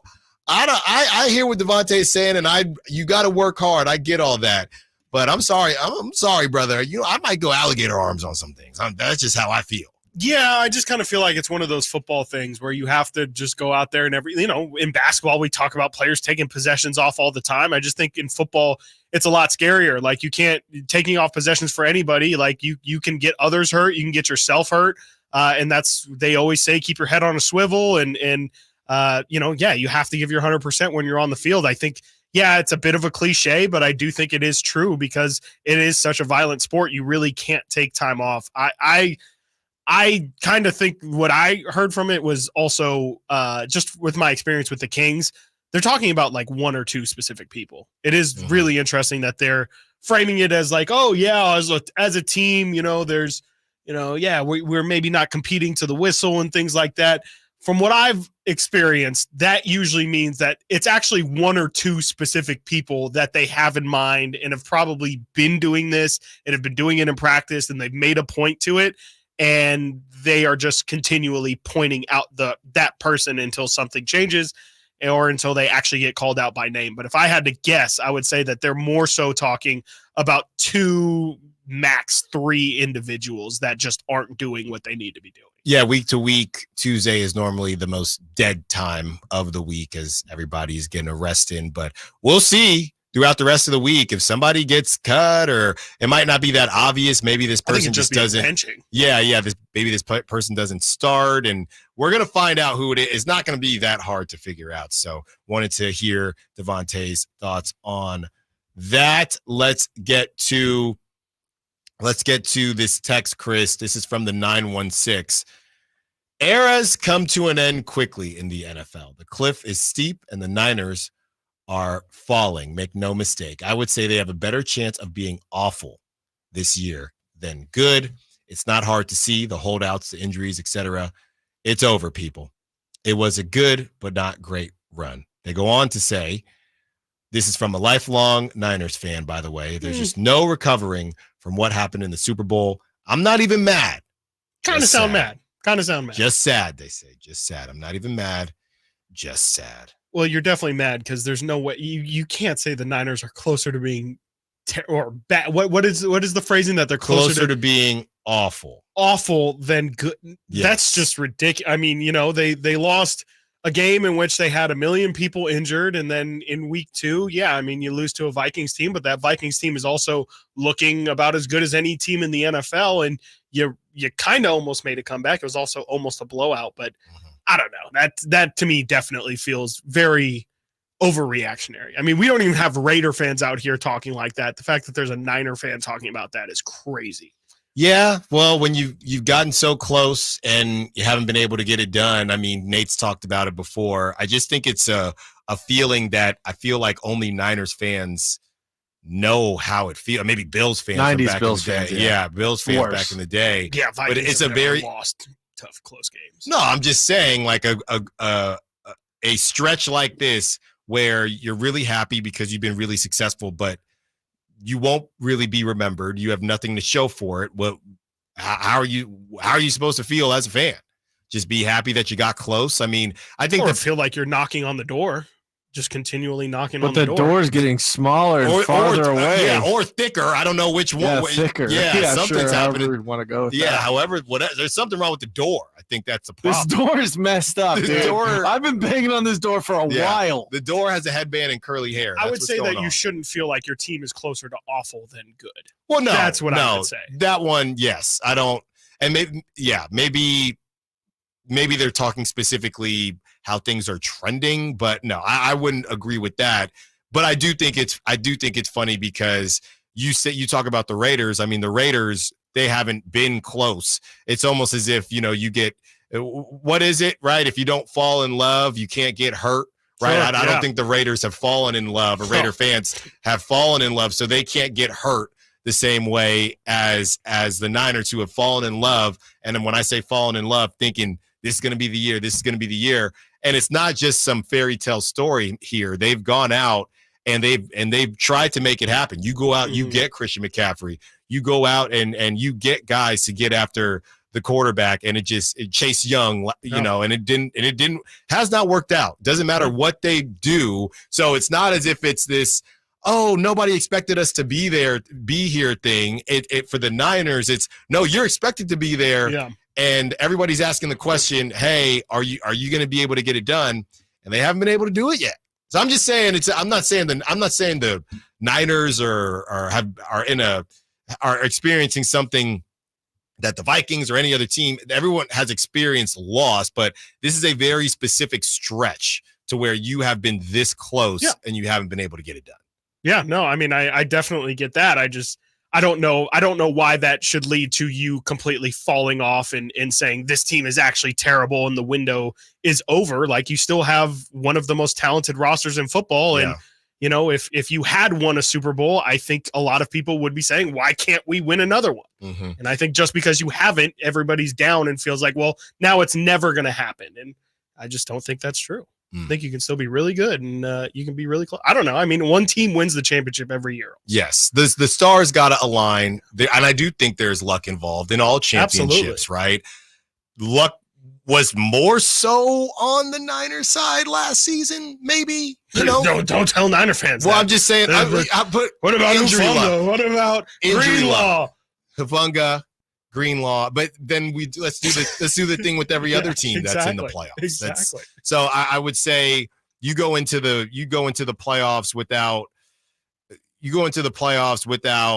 if you're the Chiefs enter Rashee Rice or somebody like that, and if you're the Niners, Debo or CMC, which way is trending, you might be looking at that. Then cool. This is a little bit different. Coming back, we will be joined by Whitey Gleason of the Drive Guys, and we will go from there. One more segment, which has been a good one. Stiles Watkins, Sacktown Sports.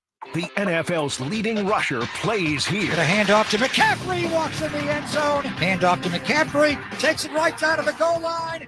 He does his thing again. McCaffrey goes in motion right. Backwards pass led by Juszczyk. A block there. Hurdles a man. 10-5. Touchdown! CMC! You can hear all of Christian McCaffrey's touchdowns on your home for 49ers football. Sacktown Sports. Thunder, feel the thunder. It ignites something inside of you. Lightning and the thunder. Sets alight an elevated state of being. Days are pure exhilaration. And the nights, they're simply electric. See it, hear it, feel it. Thunder, feel the thunder. Lightning and the thunder. Thunder Valley Casino Resort. Feel the thunder. Who's ready for some fun on Saturday? Country in the Park 2 takes over Heart Health Park at Cal Expo with Dirks Bentley, Parmalee, Sasha, plus line dancing and a mechanical bull, axe throwing, pop-up clothing stores, and food trucks. Tickets start as low as $52 at CITPfest.com. Grab your family and join us for Country in the Park 2 this Saturday at Heart Health Park. More at CITPfest.com. Brought to you by A&A Concrete Supply, Folsom Hotel, and Corbell, California, Champaign. When I want to stretch out after a long day, my sofa needs to be comfortable, but it also needs to look attractive and inviting when guests come to visit. Hi, I'm Frank LaRosa with a word about Naturewood Home Furnishings. We spend so much time on our living room sofas that we forget they're a focal point and a hint to our decorating tastes. Right now, during Naturewood Home Furnishings sofa sale, you can save on every sofa, including gallery-exclusive custom-ordered FlexSteel furniture. Whether you're interested in a new sofa, sectional, or recliner, you can choose from hundreds of colors and fabrics. Nobody has more styles and choices than Naturewood Home Furnishings. And when it comes right down to it, it's all about choices and always about quality. Shop Naturewood for the look you love at a price you'll love even more. Visit Naturewood Home Furnishings right now for this remarkable sofa sale. Off Highway 50 at Hazel, look for the water wheel. Okay, everyone, what did you think of the chocolate bar? It's too chewy. Feels kind of chalky. Too much nougat. I need to go brush my teeth. Business is booming for Steph's small marketing research firm. After all these focus groups, there's only one conclusion. I need more researchers. And she's way too busy researching Does this have peanuts? to waste time researching resumes. I need Indeed. Indeed you do. Put our matching platform to work so you can spend less time searching and more time connecting with talented candidates. Visit Indeed.com/credit and get $75 towards your first sponsored job. Terms and conditions apply. Pros, now's your chance to save big during Pro Savings Days at Lowe's. Right now, save big on appliances like the GE Stainless Steel Kitchen Suite. Plus, save $40 on 5-gallon pails of Valspar Reserve, Valspar Defense, and Valspar Stain. Shop Pro Savings Days today for big savings on everything you need to get the job done right. Because Lowe's knows pros. Valid through 9/27 while supplies last. Selection varies by location. DC here for Folsom Lake Kia, where they make car shopping easy with a huge selection of new Kia models, low payments, and zero down deals with approved credit. Folsom Lake Kia, your trusted dealer in Folsom for over 25 years. FolsomLakeKia.com.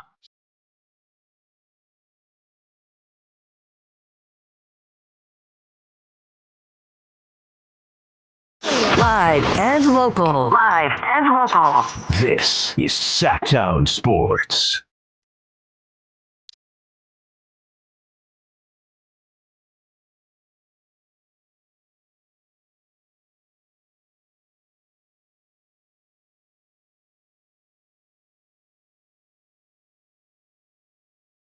Joined by Kevin, Michael, Whitey, Gleason. Hello, Alan. Hello, Chris. Four names are better than one, huh, Whitey? Hello, Nate. Hey, Whitey. We were Why do you have talking that earlier. grin? I'm just happy to be here. Nate and I were talking earlier about the song, the Randy Newman song, Short People. Oh, yeah. That's why you had the grin. Turns out it was a song about how stupid racism is. That's what Nate informed me. That was the point of that song. These are the conversations? Yes. Yes. Anything other than talk about how, it's so bleak for the 49ers right now, right? Talk about anything other than that. Well, 4 hours of what you have for breakfast short today. people. Yeah. Okay, well, we got to do it anyway. CMC to Germany. I mean, Whitey, Chris and I gave our thoughts on this, obviously, and I know you'll do the same. Whitey, look, man, I'm no doctor, but I think that Christian McCaffrey is just trying to avoid he's trying to avoid the truth. And the truth is that thing is probably on its last ligament. I think that's what it is. It's a tendon, not a ligament, but I got you. Well, I tore it, so I can call it what I want. Yeah, you can. You'd be wrong, but you can. The best tweet, and I forget who had this. I wish I thought of this.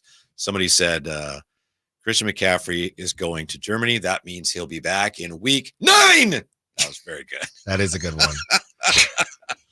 I just can't see this. Not mine, Chris. I wish it was. Yeah. If this thing were going to plan, I don't know why he'd be going out there. A lot of people thought he'd be back for the Chiefs game. And that's clearly not the case, Whitey. I think the reality is we need to start thinking about the Niners maybe not having Christian McCaffrey on the field all season. Did you guys see this? Jay sent this to Kyle and I. You guys may have seen it. It's from a doctor, Dr. Jesse Morse on X. And he just said, Twitter doctors. Yeah, maybe I know who you're talking about. He said, I don't think it's PRP or only PRP because you can get that here. So he suggests that there's some other treatments that he might be getting there, including, and again, it's all speculation. We don't know, but some stem cell stuff that you would get in Germany. So which, again, it's just an indication to your point that it's not like, oh, he's got a sore Achilles, he needs to rest it. There's apparently some damage there that's not responding. Yeah, again, you're just trying to avoid the inevitable. You're trying to push the timeline. You don't go to Germany as a precaution. No, that is not something you do just as we just want to make sure, like, hey, cross our T's, dot our I's, all that. No, you only go to Germany when something is very, very bad. Yeah, so yeah. I don't. If I had to guess, according to this doctor, he's either getting one or more of the following: amniotic tissue allograft, exosomes. I don't know what that is. I almost got that. Really? No. Okay. Stem cell treatments from bone marrow, or so there's a couple different types of stem cell treatments. So obviously they're desperate to try to get some healing going. And if they don't have him, they're probably not a Super Bowl team. Is that fair? It's definitely a really big punch that you're taking away. Well, definitely not if Brandon Ayuk can't return to form. Yeah. Right. If you had, I'll put it to you like this. If it was just Christian McCaffrey, no rest Ayuk, Debo and Kittle, good to go 100%. Right now, I'd still give him still give him a decent chance. That's how good I think they are, especially with that defense. I'd still give him a chance. I would. Yeah, I mean, I might be wrong, but I'd give him a chance. Who knows? I think Kyle's got to trust Jordan Mason a little bit more too. Like, I mean, it doesn't feel like, I mean, rightfully so, you're not going to have the same faith in him as you have in McCaffrey, but I don't know. Yeah, it feels like to me there could be a shift of, hey, maybe we lean a little bit more into the passing game, into Brock, and with CMC out, just because last year, I mean, they rode CMC into the ground. I mean, they gave him the ball as much as you can give a running back, and I don't know if they can run that same offense this year. They should still be talented enough, but, you know, I think we saw last week in the Vikings game that, you know, that offense just hasn't looked how we've come accustomed to it looking. Well, there's a big reason why they traded for CMC in the first place. You remember how he transformed them, and now without him, it's looking like, wow, they'd be nice to find. Can the Eagles let Saquon Barkley go for a while? Yeah, and that's the thing. I know, Whitey, we've talked about Jordan Mason getting better in the past game, but still not. I mean, he's not Christian McCaffrey, but the problem is he's not Christian McCaffrey. He's still working at that part of his game. What have you seen? And this is for all of us, the Isaac Guerendo thing. Obviously, he's a rookie. Do we feel like Shanahan is cool? If this based on what's happening with Christian McCaffrey, does it feel like the Niners are in a position where they feel comfortable to rock out with Guerendo at 2, or do they look to maybe bring somebody else, work somebody else out, and at least have somebody else that you can trust a little bit? Because to that point, Chris, you don't want to run Mason like McCaffrey, but you could still run the ball as much as if you had McCaffrey, if you have a number 2 that you maybe believe in a little bit more. Well, plan A's got to be Debo, right? Plan A's got to be Debo's got to get back. And then I'm serious. Are you serious? I thought you meant put him in the backfield. He's the closest thing to McCaffrey that you have. Well, sure. Yes. But I don't want him in the backfield. Well, I don't. think you're going to see not him. like week 1. Definitely not like week 1. Yeah, where he's lining up an I formation. He's skinny. He's skinny Debo. You can't have skinny Debo back there. Wouldn't surprise me. I mean, that's a part of the solution, I would think. I think it's part of the solution. Like you said, if they can, it needs to be some happy marriage of getting Debo some touches in the backfield. But to me, it can't look like week 1. In week 1, it looked like the plan was full stop. Debo is going to be a running back. And I think that was really concerning, just the formations they were lining him up in. And it wasn't really like they were getting him on reverses or anything like that. It was just straight up, Debo is the running back. And they never play action. So it never works. It was so strange. It hasn't worked in years. Whitey, what did you think? Did you see people giving Kyle Shanahan, and this is crazy. I mean, this is how down bad the Niners are because of injuries. Because he played Ronnie Bell, I think Ronnie Bell, he has the yips. I think he could catch. I think he played pretty well last season. You're his biggest apologist, man. I said one thing. I said rewatch it, and I rewatched it. I said it was a drop. It was a drop.